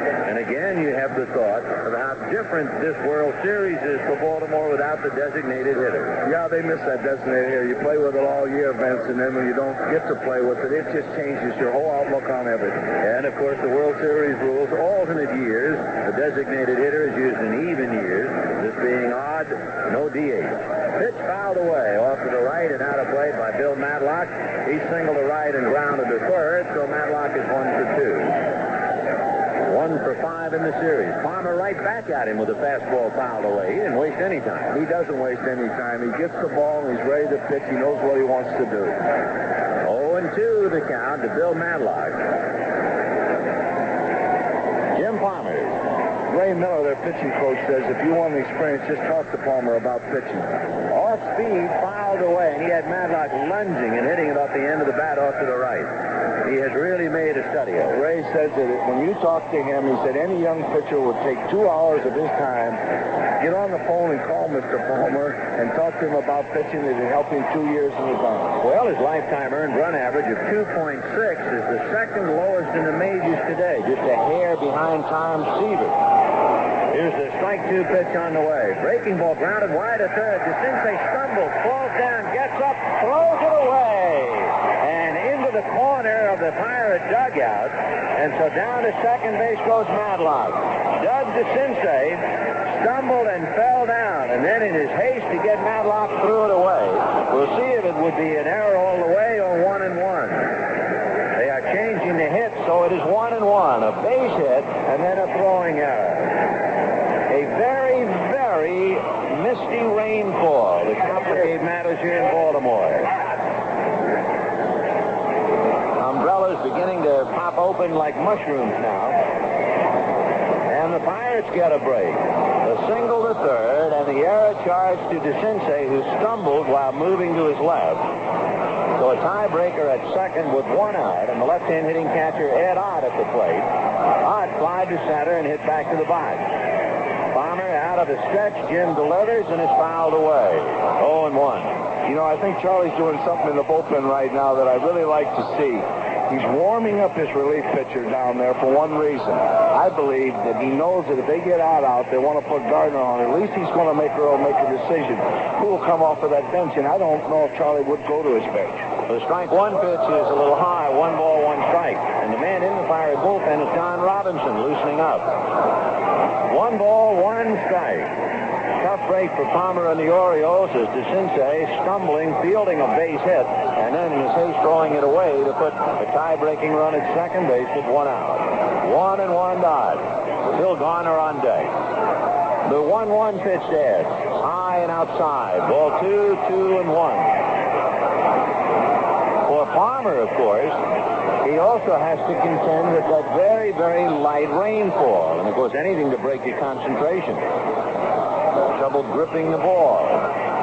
Madlock away from second with 1 out in the 7th. A 2-2 tie. Palmer ready. The 2-1 pitch to Ott. Half swing. He didn't have a good grip. That fastball seemed to sail on him, and the count 2-2. Sailed on him, Benny, and I was going to say that it feels like it's dropped about 10 degrees. There's been a little cool breeze starting to come up. And the breeze, at least according to the flag, would be blowing from the left field foul corner out towards right center. 2-2 to Ed Ott. Palmer looks down the barrel. Rick Dempsey hangs out a sign. Now the 2-2 pitch. Jim backs off the rubber. So timeout. Madlock at second base with 1 out. 7th inning. Pirates 2 runs, 8 hits. Baltimore 2 runs, 5 hits, an error on each side. The 2-2 pitch. Ott is swung on and missed. Down he goes. That's not fair. He should not be allowed. Earl Weaver's going out now, Vince, to go over this right away with him. Is Weaver the kind of a manager who will say, look, Palmer, you've been in the big leagues 13 years. What would you like to do? Or is Weaver the type to say, this is what you do, period? Earl will always tell what's going to happen, but I think what he's doing right now, he's saying, now look, they've got Robinson warming up in the bullpen. It looks to me like they're going to go to Robinson. If we walk Garner, they're going to go to the bench. Right now, I think who I want to pitch to. I'm not too sure what Earl's going to do. I have a feeling he's going to go ahead and pitch to Garner because he feels on that bench they'll go to their bench anyway. On the bench, you have Rennie Stennett, then you have Steve Nicosia, Manny Sanguian, Matt Alexander, Mike Easler, and Lee Lacy. And the last 5 are all right-handed batters.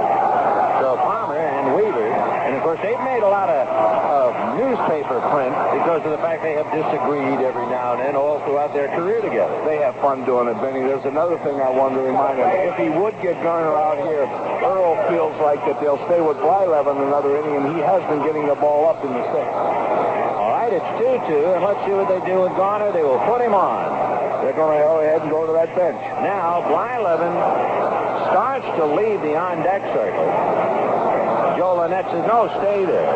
So they're going to give 4 wide ones to Phil Garner, who's 1 for 2, to put runners at first and second, 2 out. And, of course, that gives Baltimore the extra chance of coming up with a force play at third. And, again, with a very light rainfall, the less you have to throw the ball, the better you are. And it is raining noticeably now as you look up into the light. The Baltimore bullpen, people are moving around, but no one is throwing. Don Robinson is throwing. And Mike Easler is going to come up and bat. Easler is called the hitman for the Pirates. If he gets a base hit, then Matt Alexander, Matt the Scat, they call him, Alexander runs. So Mike Easler coming up to hit. And what it boils down to, as far as Earl Weaver is concerned, he would rather have Jim Palmer pitching to Mike Easler than he would have Jim Palmer pitching to Phil Garner. He just feels that Garner is a clutch hitter, and he feels Garner's been in the ballgame. He's faced Palmer already. He's going to make Easler come off that bench and hit at something he hasn't seen. Easler, with 53 at-bats during the regular year, hit 283. He had 2 home runs, 11 runs batted in. Struck out less than 20% of the time. So the left-hand hitting Mike Easler batting for Bert Blyleven in a 2-2 tie, top of the 7th inning. Palmer looks in to get a sign. Easler bends at the knees, hangs over the plate a little. Palmer's first pitch swung on and fouled back, and the count 0-1.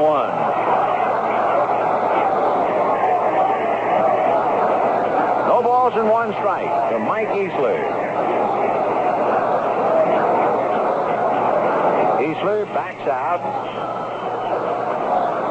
Now slowly making his way back up. And, of course, we have really come to the big spot in the ballgame. Parker throwing out the potential go-ahead run for Baltimore. And now the Pirates trying to get out in front here in the 7th.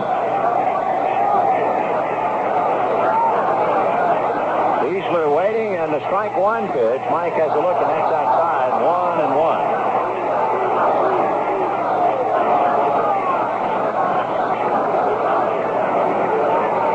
Mike Easler, acquired from the Red Sox, plays outfield and first base. He had 2 pinch hit home runs. He beat the Mets with a pinch hit home run in the 13th inning game back in May. So Easler waiting, 1 ball and 1 strike. Palmer ready, delivers, fastball fouled away. In the count 1-2. Omar Moreno on deck. The Pirates have only left 2 men on base so far. They ran into a double play and bunted into a double play, so they haven't really had that many opportunities. 1-2 to Easler. Bill Madlock at second base. Phil Garner at first. 2 outs. 7th inning, all even 2 apiece. On deck, the left-hand hitting center fielder, Omar Moreno.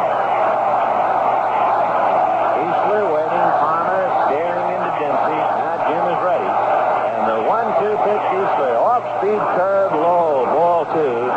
That's quite a pitch to throw in that spot. It's vicious. You come off the bench, and you have to look at good fastball in on your hands, and you have to look at a big dewdrop coming up there. 2-2. And Easler again backs out, wearing batting gloves on each hand. Palmer off the rubber, now Jim on, now off, and now on again. And he looks into Dempsey. Madlock taking a somewhat cautious lead. The pitch of the plate, fastball high, and so there's a break for the Pirates. Because Palmer didn't want to go 3-2 and let the base runners be in motion, but that's what he gets. So Madlock with good speed, Garner good speed, and they'll be going on a 3-2 pitch with 2 out to Mike Easler, and that puts a little extra pressure on the Baltimore infield. Palmer on the rubber, Jim checking, and Dempsey setting a target for him. The runner's ready, and the runners go, and the pitch is fouled away. So we crank it up and try it again. Madlock returning to second and Garner to first, and Dempsey going out to talk again to Jim Palmer. You know, Vince, Palmer being as intelligent he is and such a great pitcher, I'll guarantee you when Weaver came out there, he went over the whole bench with him, how to pitch each guy, no matter who they send up there. And they sent up their left-hand hitting Mike Easler. 3-2, 2 down, a 2-2 tie in the 7th inning. What a duel tonight. Jim Palmer and Bert Blyleven. Jim ready, the runners ready, the runners go, and the fastball is low, ball 4. Dempsey and Palmer thought it was a strike, and the National League umpire Bob Engel said no on a pitch that you would think is a National League pitch, a low ball, but Bob said it was too low. Well, I noticed in the first inning that Bob had set up that pitch downstairs was going to have to be above the knees. He hasn't given that pitch all night. So the bases are loaded with 2 out. A fastball just missing to load him up. And now Omar Moreno, single, struck out and grounded out coming up. Moreno 0 for 5 last night, 1 for 8 in the World Series, and now he really has has a chance to be a factor. Palmer, remember, due to bat third when Baltimore hits in the bottom of the seventh. Billy Smith, Rick Dempsey, and then Palmer. Jim Reddy delivers. Fastball in there for a strike. 0-1. Madlock is standing at third. Garner at second. Easler at first with 2 outs. And Omar Moreno at the plate. He had 69 runs batted in for the Bucks during the regular year. Palmer pitching out of the stretch, backs off the rubber. Does that surprise you? Yeah, it surprises me. I still never get used to it. Why you want to pitch from a stretch with 2 outs? 0-1 to count to Omar Moreno. Madlock bluffs down the line. The strike one pitch. Moreno fisted foul off to the left. Jammed. Vince, the thing I've noticed, the last 2 hitters, Jimmy's been in a little trouble. He's only thrown 1 breaking ball. He threw 1 to Easler, and other than that, he's thrown all fastballs. And he jammed in that time in on the knuckles, and Moreno has to go over and get the cloth dipped in pine tar and rosin, try and get a better grip. And it is raining. It is not a misty rain or even a light rain. It's just plain raining in Baltimore. 2-2 tie, top of the 7th inning. And Moreno up there with the bases loaded, 0-2. Crowd coming alive as Palmer calmly stares in, and now Moreno backs out. Madlock, Garner, and Easler all out on the line. Palmer ready, and the strike 2 pitch to Moreno. Swung on and missed.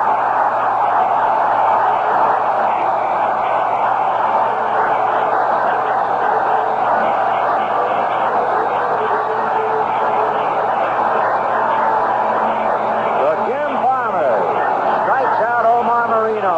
0-2 fastball and blew him down, and the Bucks lead 3. And at the end of 6.5 innings, a 2-2 tie. As we go to the bottom of the 7th inning, Don Robinson will come in the second game. It's his second appearance. Robinson, who worked last night and worked well in 2 innings, did not give up anything of note. Walked 1, struck out 1. So for Bert Blyleven went 6 innings and gave up 2 runs, 5 hits. And now it gives way to Don Robinson in a 2-2 tie. And the crowd spots a favorite, Wild Bill, on the roof of the dugout, and listen to them.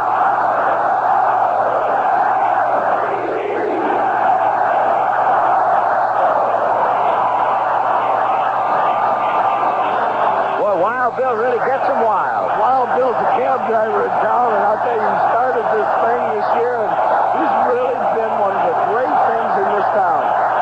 When he gets up on the Oriole roof and leads them in the cheer as they spell out Oriole, it just must be heard not only through the state of Maryland, but up and down to the northeastern seaboard. If Wild Bill yells riot, I can say riot. Here they go again.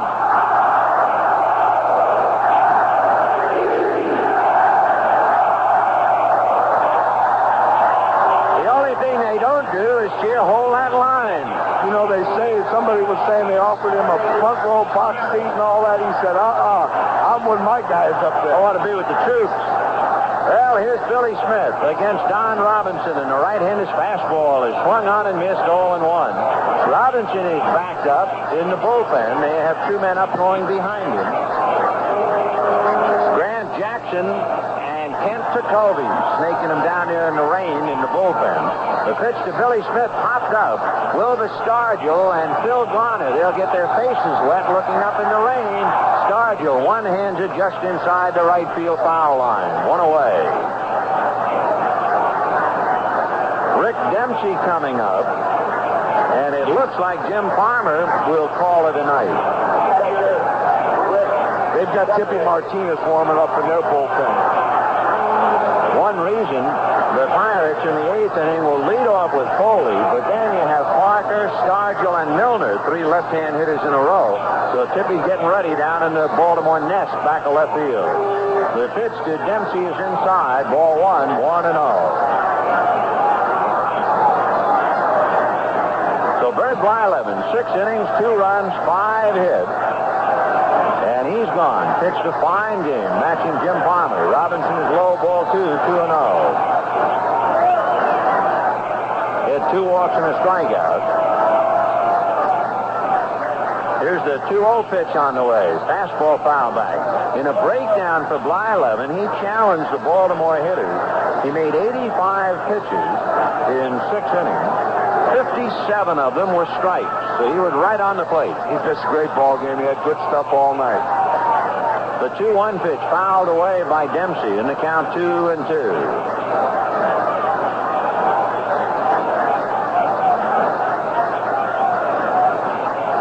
2 runs, 8 hits, 1 error for the Pirates. 2 runs, 5 hits, 1 error for Baltimore. Jim Palmer battling his way off the ropes when the Bucks loaded the bases in the 7th. Robinson's breaking ball is in the dirt, ball 3. Vince, with these 2 ball clubs, even though they have good hitting, and Pittsburgh, of course, got some awesome hitting, I just can't believe we're going to see any game get out of hand. And this is anything but. Here comes a 3-2 fastball, low, ball 4. And I guess it's time for Pat Kelly.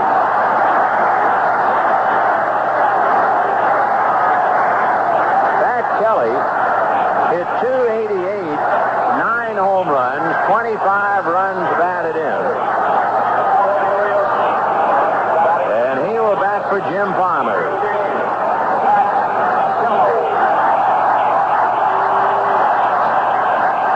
So Easler batted for Blyleven.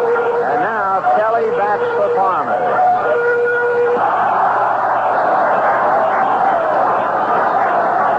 Bad left-hand hitter. He's been around. Got a lot of experience, if not any World Series. 35 years old, the 30th of July, and Kelly has a look at a pitch outside. He was one of the top pinch hitters in the American League. He hit .458 with 3 home runs and 12 RBIs. However, for the 10th time in 11 years, he hit better before the All-Star break than in the second half. 1-0, the count to Pat Kelly. Robinson's fastball is swung on and missed 1-1. He likes the ball from the middle in. He likes it about bell high down, and he can give the ball a good ride. He's got real good power. He's got quick hands, and he likes to pull the ball, basically. He hits well here. 5 of his 6 home runs this year were hit here at Memorial Stadium. 18 of his 27 lifetime have been hit here. Left-hand hitter. 1-1 the count to Pat. He's a Pennsylvanian. He was born in Philadelphia. Throw to first, not in time. 1 out, 7th inning, a 2-2 tie. 2 of his 3 pinch hit home runs were game winners. All 3 were hit here. Pat Kelly. Now the 1-1 pitch on the way, high and outside. Ball 2, 2-1. By the way, he was the first American League pinch hitter to hit 3 home runs since Bernie Carbo and Oscar Gamble a couple of years ago. Officially became a 10-year man in April, joining Palmer, May, and Belanger as 10-year men on the Orioles.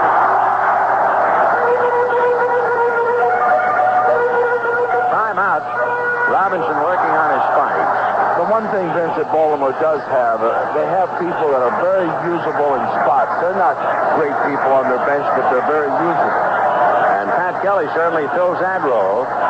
Kelly waiting, 2 balls, 1 strike. Robinson delivers, fast one, swung on and missed. Almost looked like a sinker the way the bottom dropped at it. The ball really sunk good there. This kid looks like now that he's gotten to the point that he is starting to turn the ball over a little bit. Boy, that thing dropped several inches on its way to Kelly. 2-2 to Pat. Batting for Palmer. Rick Dempsey standing at first, held on by Stargell. 1 out in the 7th inning, a 2-2 tie. Kelly waiting, Robinson out of the stretch. Down a big man, set at the belt, delivers, fastball outside and up. So he goes 3-2 with 1 out. The chance is pretty good that Dempsey goes. He'll run Dempsey for one reason, and I believe, is because even if he strikes out and he's thrown out, he has Al Bumbry leading off next inning's leadoff hitter. So this is the run-in hit, as opposed to the hit and run. With a 3-ball count, the batter naturally is not obligated to swing at a bad ball. That's the distinction. And we see it here, 3-2. Robinson ready, looks at Dempsey, he goes, the pitch fouled away. Sparky, do you give your signs, or do you have a coach in the dugout giving? I give all my own signs, Vince. What we do is a lot of times I'll give a sign 2 pitches ahead. In other words, I know if it gets to that point what I want to do. I have a sign that tells them if it gets to that point, yes, I want to run it. I want to run every pitch no matter how many fouls are. 3-2 to Kelly, and if Dempsey was going on the first one, he figures to be going again. A throw to first by Robinson, driving Dempsey back to the bag. Dempsey, remember, did not have a stolen base. He was 0 for 1 this year for Baltimore Cathy. He's going, and the pitch to Kelly is ball 4.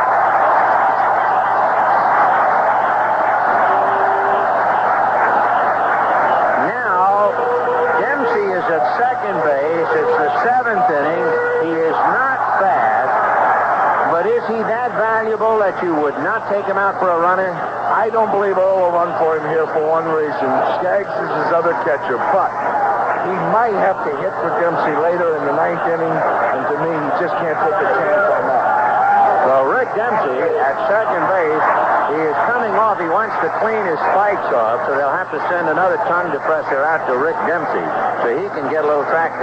As we said, it has turned into a rainfall now, so the conditions are doubly tough on 2 marvelous ball clubs. The Pirates have won 98 games, Baltimore winning 102, and maybe it's not always true, but the best team in each league got here for this one, that's for sure. Well, usually it happens that way, Vince. I always believe this, that the playoffs is tough, but usually the best team gets in. So now Don Robinson working on Al Bumbry.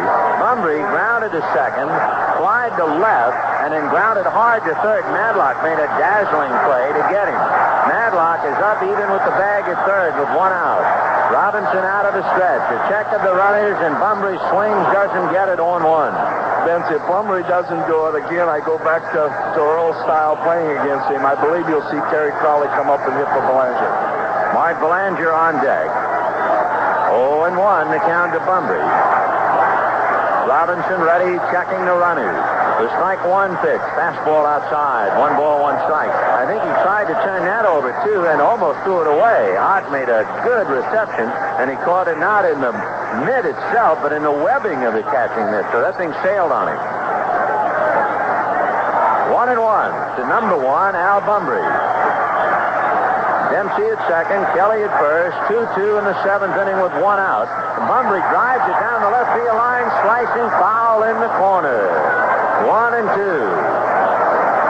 Bumbry looks like, Vince said, he's not even going to attempt to pull. He looks like the way he's hitting now, he's going to try to drive everything the other way. The very first swing he made on the first pitch, it seemed as if he was halfway through the swing and he was looking at the third base coach. I mean, he was trying to take him to the other way. Yeah, he's laying way back now. He's really short stroking and he's trying to hit every ball through that hole. 1 out in the 7th inning, a 2-2 tie. Pittsburgh, Baltimore. Dempsey at second, Kelly at first. The 1-2 pitch to Bumbry. Robinson deals, breaking ball fouled away, and a pretty good hard curve over the top. Bumbry did well to get a piece of it. You know, people don't talk enough about this young guy. He's an outstanding player. He's one of those guys that doesn't get a lot of publicity. He just does his job every day. And he told me, he says, Sparky, you take care of me now. Give me some good stuff up there. He's not getting good stuff except the best from Robinson. With 2 on and 1 out and perhaps the ball game on the line. Robinson out of the stretch. Don ready in the 1-2 pitch. Fastball got him swinging. He actually got a piece of it. Ed Ott held on to the foul tip. So 2 down in the 7th inning. Mark Belanger going back to the dugout. And Terry Crowley will be coming up to hit just as Sparky figured. That's one thing I'm proud of. At least I've got Earl down pretty fast. You sure have. What about Crowley? He's a veteran. You had him on your own ball club. Terry's an extremely good fastball hitter. Again, he is like Milner. He is a high fastball hitter, which is unusual. But there's 2 guys in the ballpark tonight, one on each club. They like that fastball and they like it up. Terry Crowley has a lifetime 301 average as a pinch hitter for Baltimore. And he hit 275 this year as a pinch hitter. He was principally a pinch hitter for Sparky with the Reds, having been sold by the Rangers to Cincinnati in '74. And a meeting at the mound now. Chuck Tanner talking to Ed Ott. And the most of his infield along with Don Robinson on pitching to Terry Crowley. All right, Hanna goes trotting back to the dugout. A 2-2 tie in the 7th. Terrence Michael Crowley, born in Staten Island, New York, lives in Baltimore, and he'll be around. He signed a 3-year contract through 81 with the Birds. He's had over 8 years in the big leagues. So Crowley coming up. And as Sparky just said, he likes that ball up, which is a surprise for a left-hand hitter. Dempsey away from second. Kelly at first with 2 out and a 2-2 tie in the 7th. Robinson delivers very high and outside, ball 1. 1-0 to Crowley. So Palmer fought his way out of a corner in the top of the 7th. When Pittsburgh loaded the bases and he struck out Marino, now Robinson trying to get out of a 2-on situation in the bottom of the 7th. Here's the 1-0 pitch to Crowley. Low and outside. Ball 2. And, of course, on deck is Ken Singleton. He'll let him hit here, Vince, 2-0, but if that count gets to 3-0, he definitely won't be hitting where Singleton would in this situation, but they'll try to get Singleton up because he doesn't swing at any bad balls. 2-0, the count to Terry Crowley. Don Robinson out of a stretch, and the right-hander delivers, swung on and missed. Looked like the ball was up, but it also was away. The ball is tailing a little bit, too, Vince. You're really right on this kid. I didn't realize also that his ball tails so much. Yeah, he really moves that fastball around and also throws a pretty good sinker, evidently, of late. The 2-1 pitch to Terry Crowley. Robinson delivers on the outside corner with a fastball. Strike 2. Crowley can't believe it, and he grumbles a little bit to plate umpire Bob Engel. 2 out. 2 balls, 2 strikes, 2-2. Deuce is wild here in Memorial Stadium, Baltimore. And the Twos really have it. It's the second game of the series. Crowley waiting. Dempsey, pretty good lead at second. Foley kind of bird dogged him a little bit. Now the 2-2 pitch. Robinson delivers up with what looked like a breaking ball. Not much break on it. That was a breaking ball. I was just thinking he'd thrown 4 fastballs in a row, and now he's going to throw a man a breaking ball. That's not fair. You just looked at 4 fastballs. Now you got to look at a breaking ball. Now it's Baltimore's advantage, especially for Dempsey. He can be going on the pitch. 3-2. That might be a big play. Run is ready. The runners go, and the fastball is fouled away out of play. So earlier, it was the Pirates that had a 3-2 situation where Madlock and Garner could go.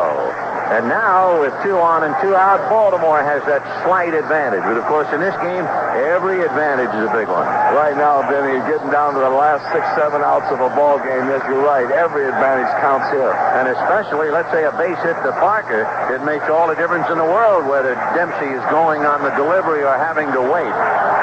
3-2 and 2 out. The run is ready. And the runners go. The fastball fouled away again. Off third upstairs. I know one thing. If they hit a line driver, Parker has still got a chance. The Pirates scored 2 way back in the second inning on 3 singles and a scoring fly ball. Eddie Murray homered in the second inning. He hit a Bert Blyleven changeup out of sight. And then in the 6th inning, Singleton singled and Murray doubled him home to tie it up. And now we're in the bottom of the 7th, still all even, 2 apiece. The runner's ready, and the runners go. And the fastball is outside to load him up for Kenny Singleton. That puts some opposing manager in a tough situation here because if he wants to make a change, this man's a switch hitter, and it really makes it tough here. It is very tough for Don Robinson, who was brought in from the bullpen and has walked the bases loaded. So Ken Singleton twice grounded to Garner and singled to open up the 6th inning. And remember, he singled to left field. He'll be coming up now against Robinson with the bases loaded. 2 out in the 7th, a 2-2 tie. Ken Singleton, 3rd in home runs among all switch hitters in baseball history. And he's up there now trying to break the game open. Kenny swings, doesn't get the first one. 0-1. Kenny Kenny occasionally, Vince, will chase the high fastball. He doesn't chase many bad balls, but the one he will chase will be up on him. 0-1. The strike one pitch to Singleton. Pope foul outside of third into the lower deck, and the count 0-2.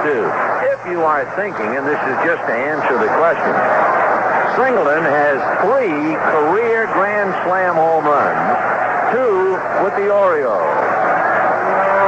So he's up there with the bases loaded, 2 out in the 7th, in a 2-2 tie.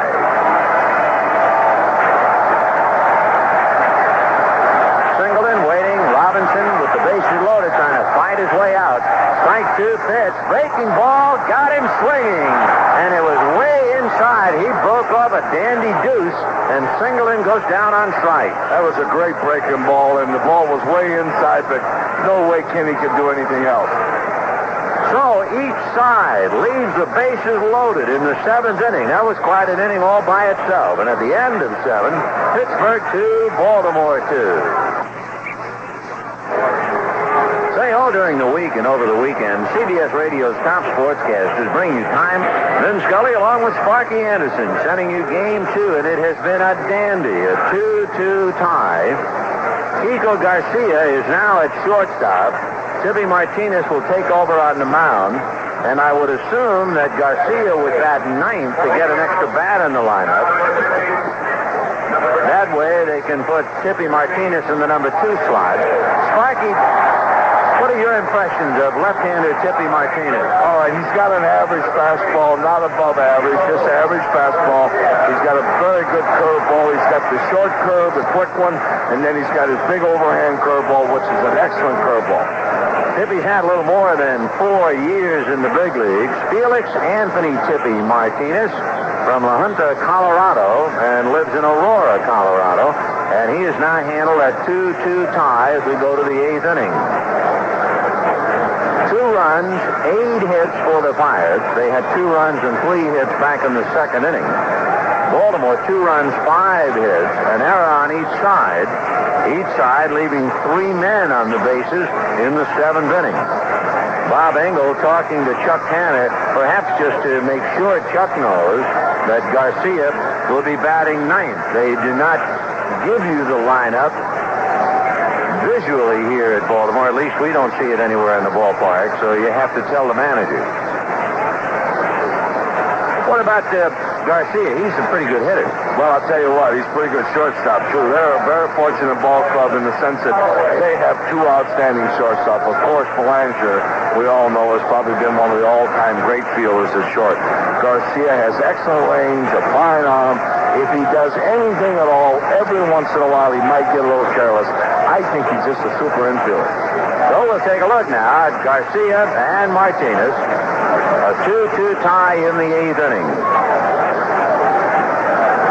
And now Earl Weaver coming out to talk to plate umpire Bob Engel. And the manager of Baltimore, after talking to Engel now starts to go out towards the mound. And no doubt, well, it looks like Engel is saying to Martinez, look, remember now, it's agreed that you can go to your mount. Yeah, I think he's told him that you can go ahead and go up there. So Tippy Martinez charged now with the responsibility, along with Don Robinson, of a 2-2 tie. Jim Palmer, 7 innings, allowed 2 runs and 8 hits. The first pitch high and inside to Tim Foli, ball 1, 1-0. Martinez, in all of his appearances, allowed earned runs, and only 12 of them. The pitch in for a strike, 1-1. And he can really get him out in a hurry. He retired 23 consecutive batters in relief of Mike Flanagan against Oakland this year. Foley hits one high down the right field line, and coming in for it is Singleton, has to back up suddenly to make the catch in fair ground. There must have been a draft out there to blow that ball back fair. That was the funniest thing I've seen, Vince. That ball was in the stands there, came back, and actually ended up about 6 feet fair. And for Singleton, a good recovery to suddenly have to lunge back and catch a ball behind his head. So with 1 out, here is Dave Parker. Twice he grounded to third, and last time up, single to center. Martinez, 5'10", 175-pounder, but he's pretty durable. In fact, in August, in a 10-day span, he pitched in 4 or 5 games against the Yankees. The pitch to Parker's high, ball 1, 1-0. And oddly enough, he was originally signed by the Yankees. The left-hander comes back 1-0, and Parker swings right through it in the count 1-1. I noticed Earl's got his old standby, Mr. Fullback, out there, Stanhouse warming up, though, just in case. Martinez, another man who did well, particularly at home. He had an earned run average of less than 2 at Memorial Stadium, and his record was 7-2 this year. The 1-1 pitch to Parker high, ball 2. Jim Palmer, in his 7 innings, made 97 pitches, and about 2/3 of them were strikes. So Palmer was right on his game. 2-1 pitch squirted wide at third. DeCinces up with it, throws him out. So Tippy takes care of Parker, and with 2 out, Willie Stargell coming up. I seen DeCinces sigh a little relief to Garcia because that ball coming off of Parker's bat and spinning like that, I'll bet you that was a tough one. Also, for Tippy Martinez, he has another great thing going for himself. He has thrown only 6 home run balls in 3.5 years. He did not allow a home run all year, and that's 78 innings. So that's a marvelous quality to have in a relief pitcher. Vince, he's a real fine pitcher, and he's one of those guys that can get right-handers out. That isn't the only thing he does is get left-handers out. He keeps the fastball in on right-handers, but left-handers, he likes to throw him a lot of breaks. He joined the Orioles in June of '76. So that's Tippy Martinez. And he's pitching now to Willie Stargell. 2 out in the 8th inning, a 2-2 tie. Tippy without a windup, and the first pitch in there for a strike. When I see someone who doesn't wind up, I figured that he was pretty wild in the early going, and somebody told him to discard it. The strike 1 pitch to Stargell is swung on and missed. Strike 2. Baltimore is like Pittsburgh in the sense that all their pitchers can pitch. You know, they're basically about the same. They maybe the starters are got a little more power than the relief pitchers, but basically they're all good pitchers. 0-2 to Stargell. Martinez checking. Tippy rocks, turns, and the left-hander delivers. Breaking ball down and away. Ball 1. A check swing. They wanted Jim McKeon at third to call it swing, but the American League umpire said no. And the count 1-2. In the bottom of the 8th, Murray, DeCinces, and Lowenstein due up for Baltimore. And Stargell takes a curveball, got him looking. Oh, what a big breaker on the outside corner. He's got the real good one. So down goes Stargell and the Bucks, and at the end of 7.5 innings, a 2-2 tie. Bottom of the 8th inning, a 2-2 tie. Let's pause 5 seconds for stations to identify themselves on the CBS Radio Network. And you're listening to the World Series on WBOW Terre Haute. It's 54 degrees at 10 o'clock. Bottom of the 8th, 2-2. Eddie Murray, Doug DeCinces, and John Lowenstein. And Don Robinson showing definite discomfort in his warm-up tosses. He was slipping and sliding out there on the mound. It's funny, Vince, that he hasn't asked for that dust that they put out there to absorb the moisture. He's ready now, and Eddie Murray waiting at the plate. And a good breaking ball is fouled back in the count 0-1. Stargell is deep and guarding the right field foul line. Madlock 2 steps back of the bag. And although not on the line, he is certainly thinking about protecting that extra base hit. The outfield about straight away on Murray. The strike 1 pitch on the way outside and high. 1-1. Milner in left field gives Eddie most of the left field corner. And his home run came on a changeup deep into the right field stands in the 2nd inning against Bert Blyleven. Murray backs out. Now he's back in again. Robinson's 1-1 pitch is a busted bat. Looper to center. Garner can't get it. It's going to drop for a hit. Picked up by Foley. So Eddie Murray broke his bat and dumps the single to center. Just like you said earlier, Vince, it's that same old story. When you're big and strong, you get everything. So Murray has a perfect night. A walk, a single, a double, and a home run. And Doug DeCinces coming up. DeCinces has grounded to third, twice grounded to short.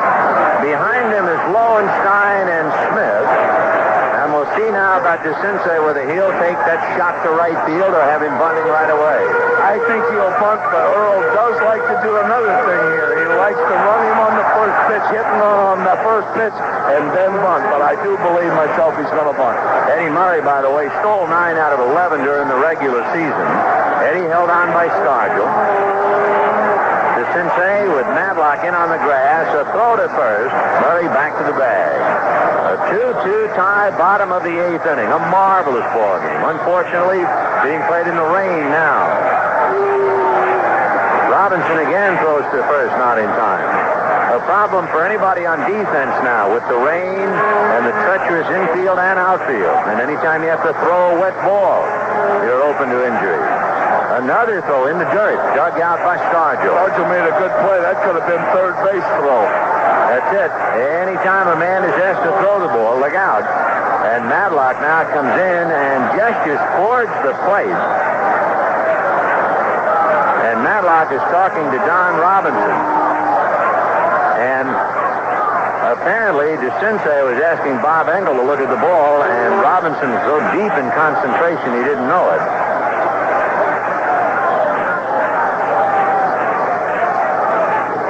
Robinson greeted with a broken bat single by Eddie Murray. Jacoby and Jackson the left-hander, throwing in the Pirate bullpen. And Don Robinson has to wait till an extra member of the Pittsburgh squad gets behind the gate in right center field.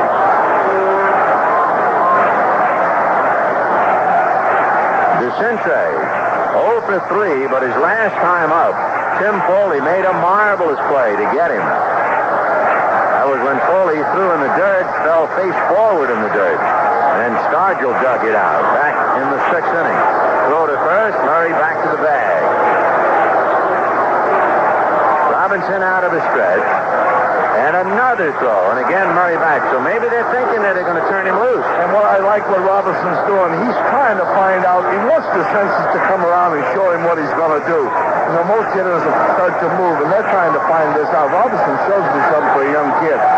Don again checking with Ed Ott. Now the right-hander out of the stretch. Looks over at Murray.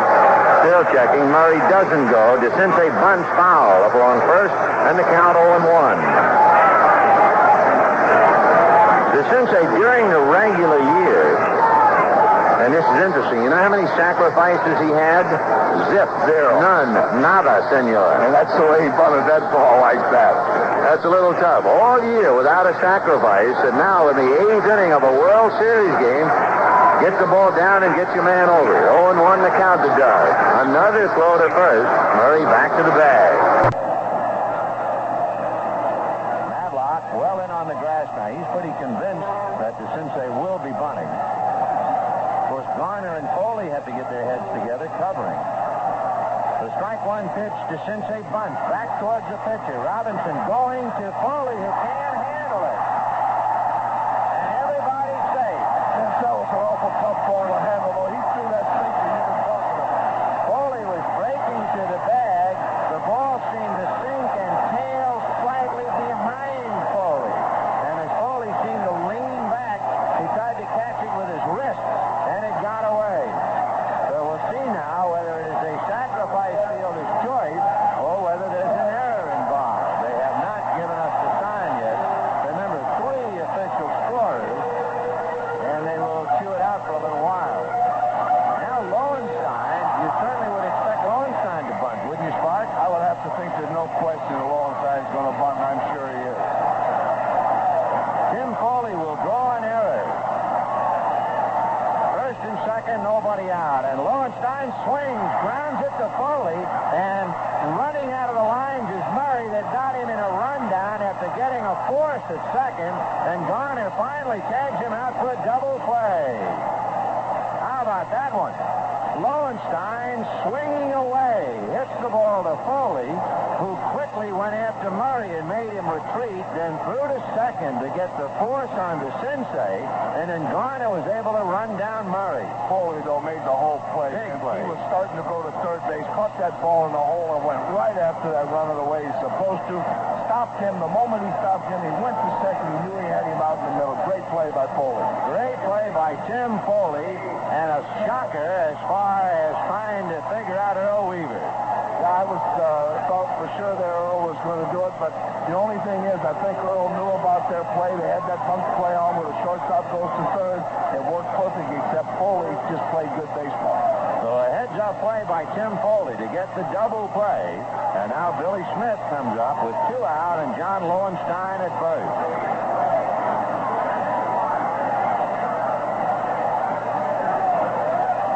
Don Robinson looks into Ed Ott. 2 out in the 8th inning, a 2-2 tie.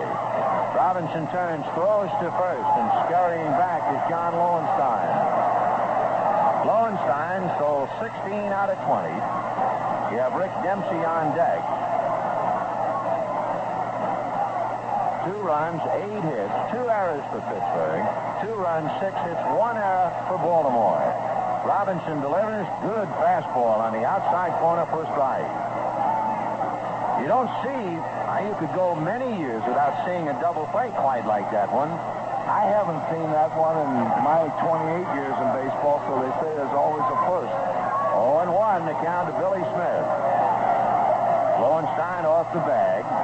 Now the strike 1 pitch on the way. Breaking ball swung on and missed, strike 2. Murray was fortunate in one sense that he was not called out for running out of the baselines, avoiding Foley, but undismayed by it all, Foley just went to Garner to get the force, and then it was easy for Garner to get Murray. That was quite a play. Vince, we almost see the triple play. If he had got Murray quick enough where he could have tagged Murray second to first, it would have been a triple play. 0-2 the count to Billy Smith.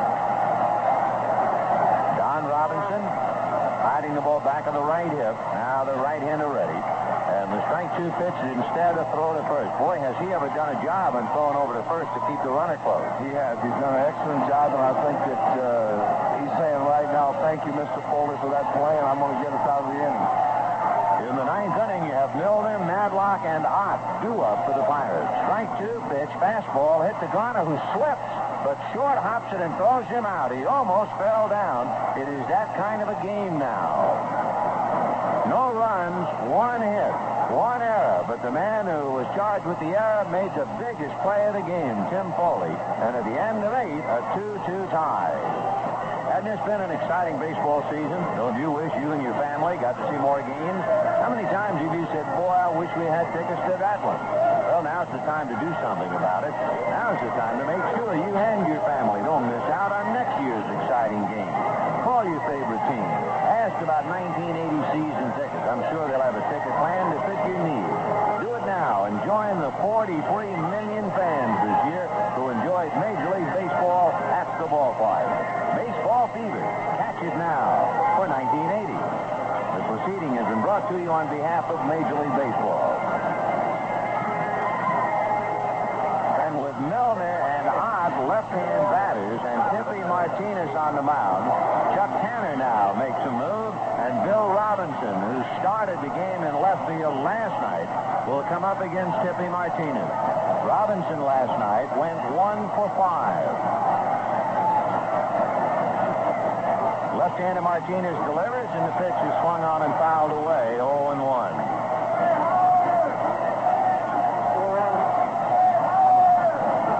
2 runs, 8 hits, 2 errors for Pittsburgh. 2 runs, 6 hits, 1 error for Baltimore. We're in the 9th. Martinez back with a pitch low and outside. 1 ball and 1 strike. Kiko Garcia at short, Tippy Martinez on the hill. Those are the 2 changes for Baltimore. 1-1 pitch on the way. Fastball just outside. Ball 2.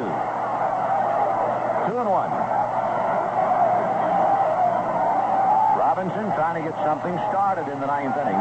Bill Madlock on deck. Tippy delivers outside. It was chased and missed. 2-2. Yeah, that ball was off the plate about 3 inches, and I think Bill was just thinking one thing. He's looking for a ball he's going to hit out. He just jumped out there and swung it. 2 balls, 2 strikes. Tippy Martinez left hands one that's hit foul outside of third and down the line. So the count stays 2 balls and 2 strikes. For Robinson, he technically is the second Pirate pinch hitter. Remember, Mike Easler batted for Bert Blyleven. Was Robinson, he not only pinch hits, but he'll stay in the game in left field. Terry Crowley and Pat Kelly have been the pinch hitters used by Earl Weaver. Doug DeCinces bringing the ball over to Tippy Martinez. A timeout for the moment. A light rainfall. Not for those folks who are sitting in it, but in comparison, not raining as hard as it was just an inning ago. Gee, they play well considering the conditions. You know, it really is a big league. It's been a great ball game. This is what you talk about the World Series, Vince. This has been a World Series game. 2-2. That's the count. That's the score. And we're in the ninth. Tippy looks in to get a sign from Dempsey, and Martinez delivers, and it's foul back. Bill Robinson. Pinch hitting for John Milner. Milner went 1 for 3. He singled in the second inning. That's when the Bucks had 3 hits and a scoring fly ball to score twice. The only 2 runs they were able to score against Jim Palmer, who went 7 innings. Now the 2-2 pitch coming up as a bang into the left field corner for a base hit. So Bill Robinson comes off the bench and bangs it into left, opening up the 9th inning. And Bill Madlock coming up with Robinson at first base. Robinson stole 13 out of 15 during the regular year. In the 9th inning of a 2-2 tie, Madlock and another left-hand hitter on deck, Ed Ott, but Earl Weaver coming out to the mound. I think he's going to the bullpen, and right now. He likes Stanhouse. Anytime there's anything that comes up in the 8th inning on, it's going to be Stanhouse. So Don Stanhouse, I think it was Mike Flanagan who put the tag on him. Stan the Man Unusual. Don Stanhouse will be called in from the Baltimore bullpen. And Tippy Martinez gives up the base hit and has to come out. So Madlock singled, grounded out, and singled again. He's 2 for 3. Alexander stole 13 out of 14 during the regular year. Tim Stoddard is throwing in the Baltimore bullpen back at Don Stanhouse. Stanhouse off the rubbers to Alexander retreat. Held on by Eddie Murray. Doug DeCinces in on the grass at third. A throw to first. Alexander has to dive. He was late in reacting, so Stanhouse was pretty quick in coming over there. He came off, Vince, and he really wasn't paying any attention to Stanhouse. He was going to come off and get his lead and set, and just then he realized Stanhouse was coming over. So Stanhouse in relief of Tippy Martinez, who surrendered the base hit to Bill Robinson, and Alexander running for him. 9th inning, 2-2 tie. Now Madlock says, I'm tired of waiting. I'm going to take a hike. So Bill Madlock walks out of the box. The rain has increased again, which adds to the problems for everybody concerned. Breaks into the concentration. Stanhouse reading Dempsey. Dempsey in a half crouch behind the plate. A throw to first again. Alexander skidding back to the bag. 2-2 tie in the 9th inning. In the bottom of the 9th, Baltimore due to send up Dempsey, Garcia, and Bumbry, with Stanhouse due to bat 4th. On deck, Ed Ott, the left-hand hitting catcher. Stanhouse ready. Down at the belt. There goes Alexander. The pitch is high. The throw down. He got him. I'm telling you, Vince, the more you see Dempsey, and I've seen him all year, the more you see him, you'll realize how quick a release he has. That Alexander is thrown out on a perfect throw from Rick Dempsey. Dempsey watching and looking over towards the Pirate dugout. He has burned him now. And if they didn't have complete respect for him, and I'm sure the scouting report told how the quick release that he has and how accurate, boy, do they know now. He's saying, Vinny, he said, now, he's still looking at it. He's saying, you know, if you want to keep this up, I'll keep throwing them out. And we mentioned briefly, as Stanhouse was ready, that Dempsey was in a half crouch. So he was really up and ready to throw. And the ball was up for him, which is one thing, but he just comes out to shoot so good. So with 1 out in the 9th, big play. Game tied 2-2, rain coming down. Madlock now on his own, and Stanhouse into the windup. The 1-0 pitch on the way is high. Ball 2, 2-0. Bill Madlock was thrown out in the second inning by Rick Dempsey. And a marvelous throw by Dempsey because Alexander had a pretty good jump. I mean, it wasn't a bad jump at all, and he was still hammered.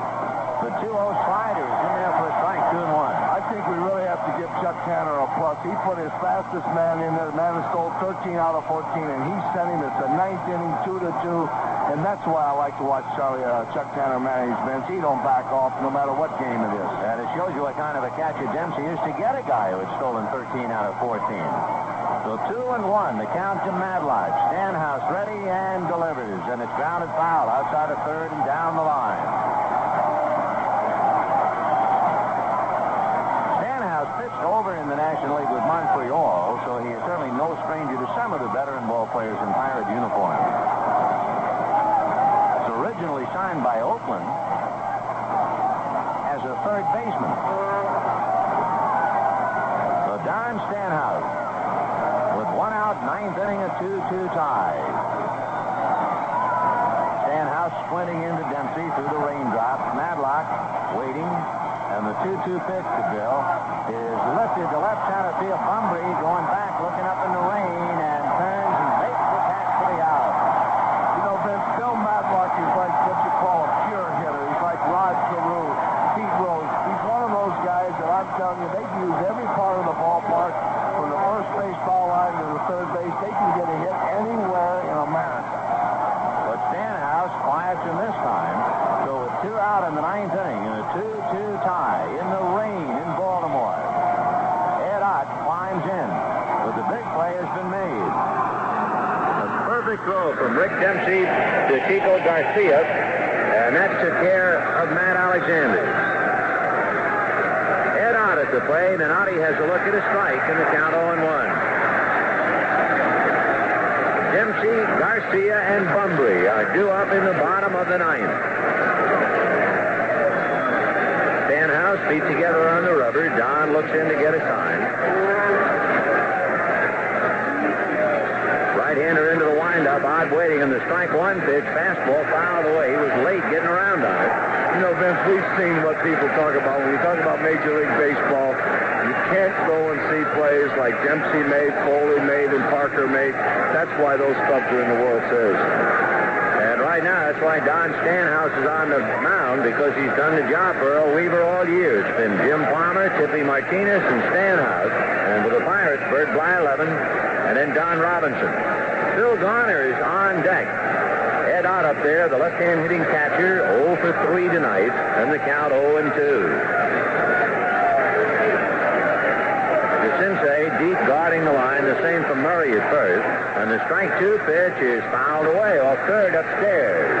So it's still 0-2 to Ed Ott. No, they say Ed Ott was quite a wrestler. I wouldn't want him to get a hold of me.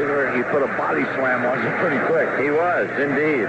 I was just thinking, too, remember earlier when Rick Dempsey was at second base, and I said to you, I wonder if they would risk taking him out for a pinch runner. It's a good thing for Baltimore they kept him in there. That's why they kept him. They just couldn't afford to.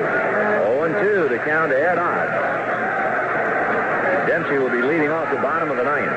Strike 2 pitch on. Ed takes high. Ball 1, 1-2. Vince, both of these managers I like to describe, they didn't go to school to eat their lunch. They went to school to study.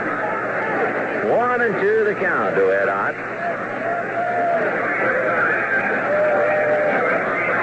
Stanhouse. Ott tired of waiting, backs out. 1-2.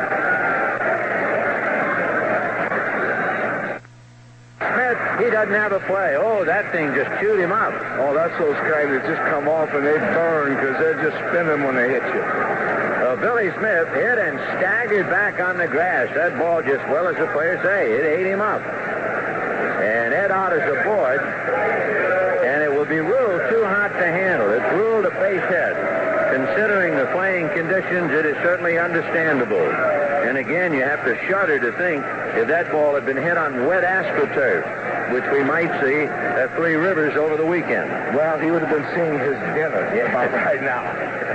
So with a runner at first and 2 out in the ninth, Phil Garner grounded to short, single to center, and was walked intentionally. Garner, right-hand hitting second baseman, coming up. Out a short lead at first. Ken Singleton throwing in the bullpen, and Stanhouse delivers, and he's low. Ball 1, 1-0. You're wondering about Ed Ott, the stocky catcher. He does not have a stolen base. He was 0 for 1 this year, and that was probably a busted hit-and-run play. And after what Charlie's seen with his fastest man, the first time been thrown out all year from the catcher, there's no way Ott's going anyway. Oh, Ott just standing at first. Eddie Murray holding a corner on him. 1 ball and no strikes to count to Phil Garner. A 2-2 tie in the 9th inning in the rain in Baltimore. But it's been a beauty. Stanhouse, right foot on the rubber, set at the belt. Don ready, double checking. Now comes to the plate over the top, and he's inside at the knuckles. Ball 2, 2-0. Garner now backs out and has a look at Joe Lynette coaching at third. Al Monchak at first for Pittsburgh. 2 balls and no strikes to count. Garner up on that bat a little bit, but now goes back down to the knob.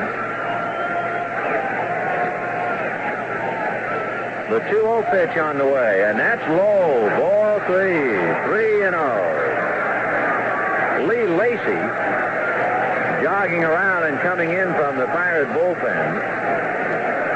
With the pitcher due up next, Don Robinson, we might see somebody like Lacy coming off the bench, right-hand batter against Stanhouse.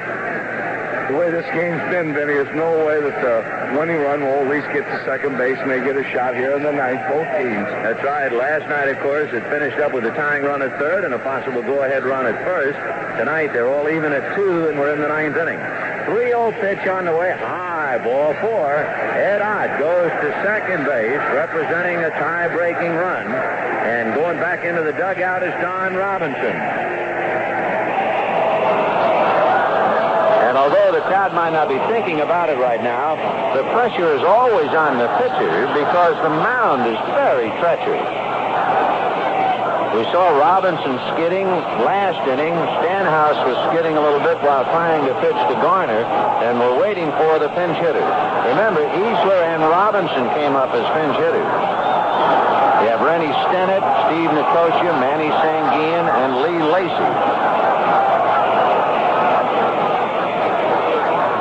Manny Sanguian is going to come up and hit.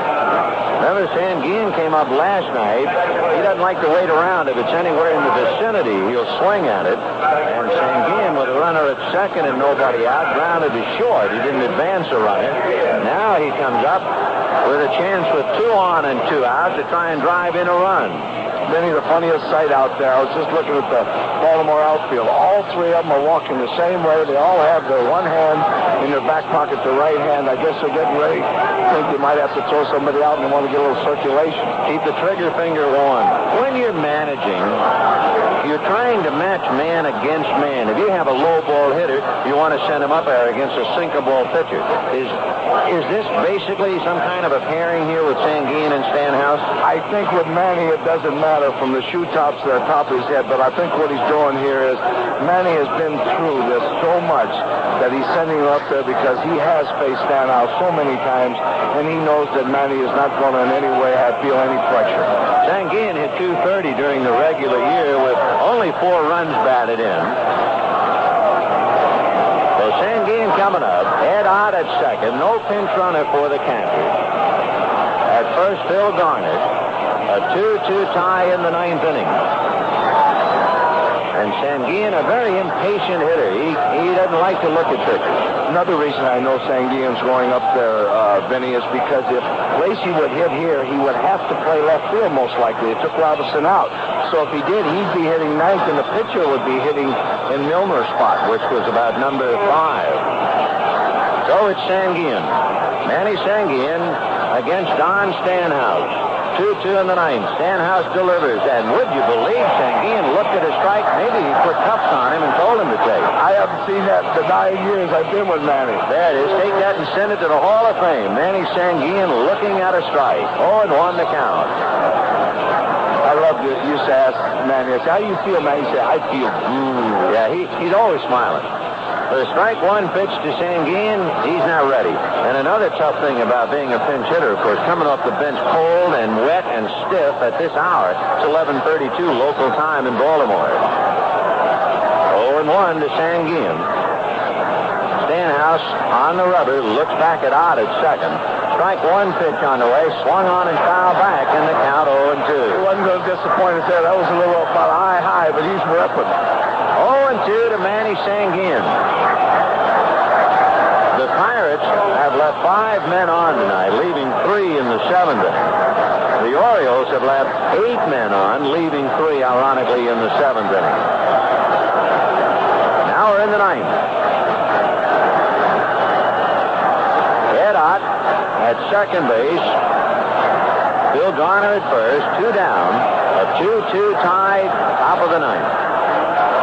Stanhouse looks into Rick Dempsey, who has made his contribution in the inning when he threw out Alexander. The strike 2 pitch on the way is outside. Ball 1.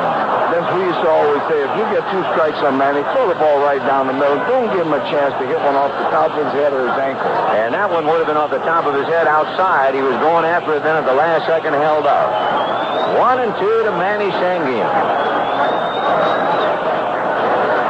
Stanhouse straddling the rubber, thinking over his pitches. Dempsey just stays in the crowd. The infield very deep. DeCinces.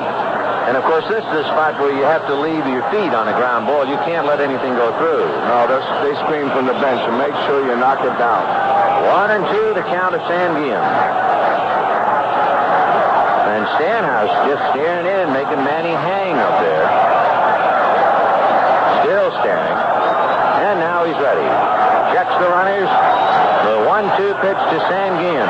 Right-hander delivers, foul back. So it's still 1-2. Remember when they had Al Oliver, Stargell, Clemente, Sanguin? I tell you, it honestly was frightening at times. I remember Sanguin hitting 5 line drives in a game. They beat us 17 to something, and he never got a hit, and they got 24 hits in the ball game. The Panama Express, Manny Sanguin. He hit as high as 328, so he knows how to hit. And his big league lifetime batting average in the National League, 301.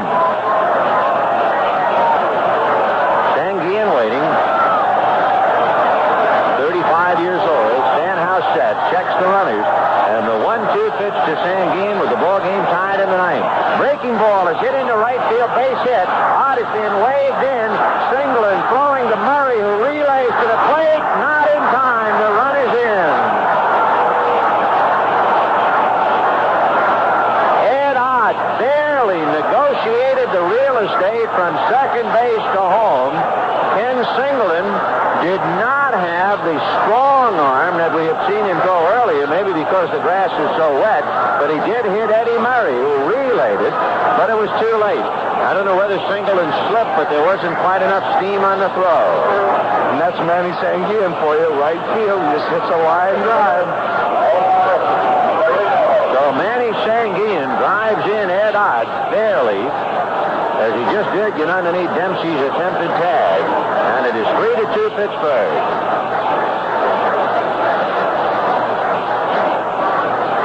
So the base hit by Ott, the walk to Garner, and a single by Manny Sanguin. And the Bucks are leading for the second time in the game. Remember, they led 2-1, and then Pittsburgh saw Baltimore tie it up in the 6th inning. And now it is untied in the top of the 9th. Again, to repeat, Dempsey, Garcia, and Bumbry are due up in the bottom of the 9th inning for Baltimore. Omar Moreno. Moreno 0 for 5 last night, 1 for 4 tonight, so 1 for 9 in the series. He finds Garner at third, Sanguin at first. The Pirates had 11 hits last night, and they've come right back with 11 hits tonight. Stanhouse ready and delivers, and there's a line drive at second baseman Billy Smith, and that's it. However, in the 9th inning, 1 run, 3 hits, and 2 left. And at the end of 8 1/2, Pirates 3, Baltimore 2.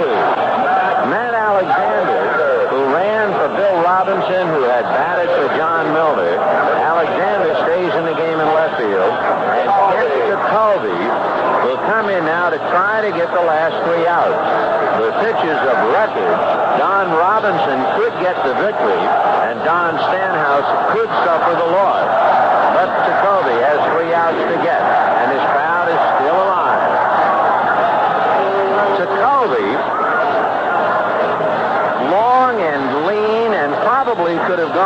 "What's my line?" and no one would have ever expected that he was a professional athlete.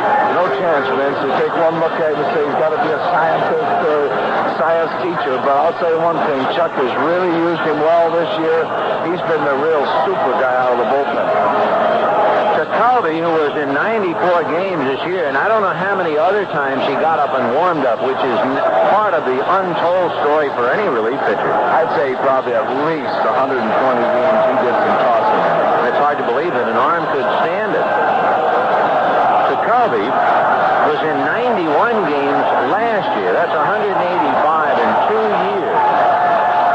Jacoby is 6'4", and maybe after a Thanksgiving dinner he weighs 160, but not by now. No, not right now, he goes. So Ken Jacoby pitching to Rick Dempsey to start it off. Then we'll have Kiko Garcia and Al Bumbry. Willie Stargell comes over to talk to Jacoby for the moment.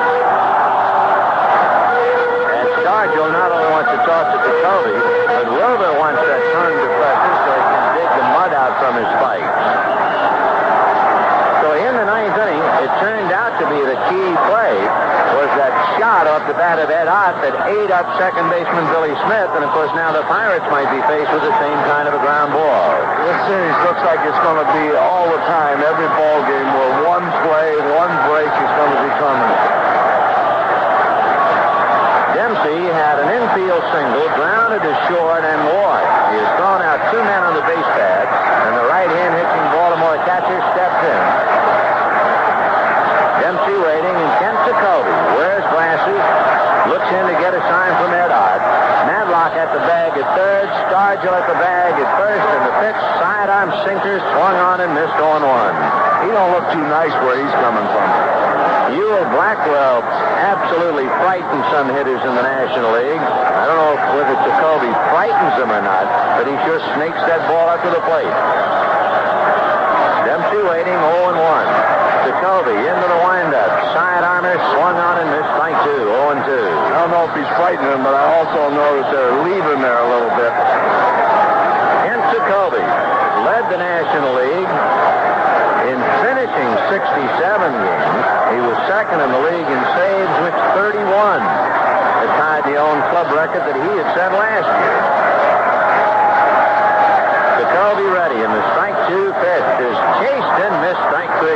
Looked like a flat slider. Yeah, it looks like, where he's coming from, that hitter's starting to leave a little bit with that rear end of his. That's right, the jelly leg we were talking about last night.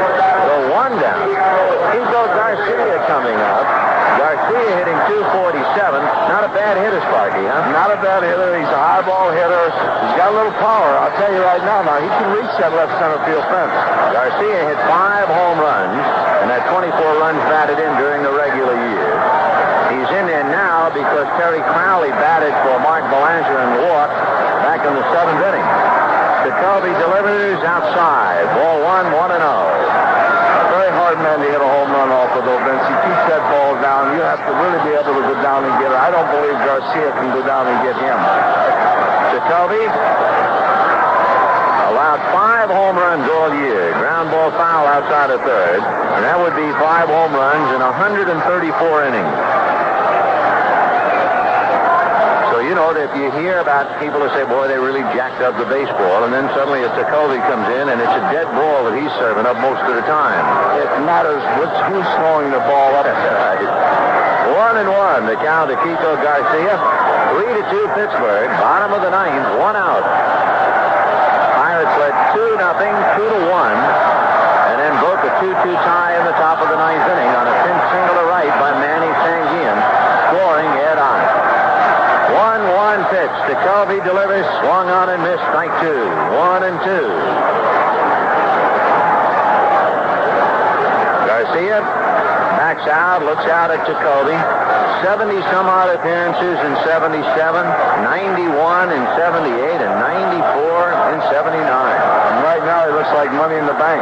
1-2 to Garcia. Jacoby ready. 1-2 pitch, fouled away off to the right upstairs. 15 53,739, the third largest crowd in Baltimore history, surpassing last night's crowd by 4.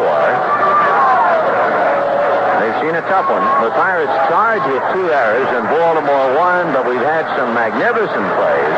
And of course, in a one-run ball game, you have to remember that Dave Parker threw a man out at the plate. And Foley started the double play when Baltimore had 2 on and nobody out. Jacoby says no, Dodd. Now into the windup, and the 1-2 pitch is strike 3 called, and I guess Garcia was looking for something outside. He was just frozen, and that had a good part of the plate. You're right, Vince. He had made every pitch on the outside and every pitch on Dempsey away, and then all of a sudden he come in with that fastball. So with 2 strikeouts on the first 2 hitters, the batter is Al Bumbry. Bumbry grounded to second, fly to left, grounded to third. Madlock took a hit away from him and struck out. Again now, Jacoby trying desperately to clean his fight. Bumbry, the left-hand hitter, trying to keep Baltimore afloat.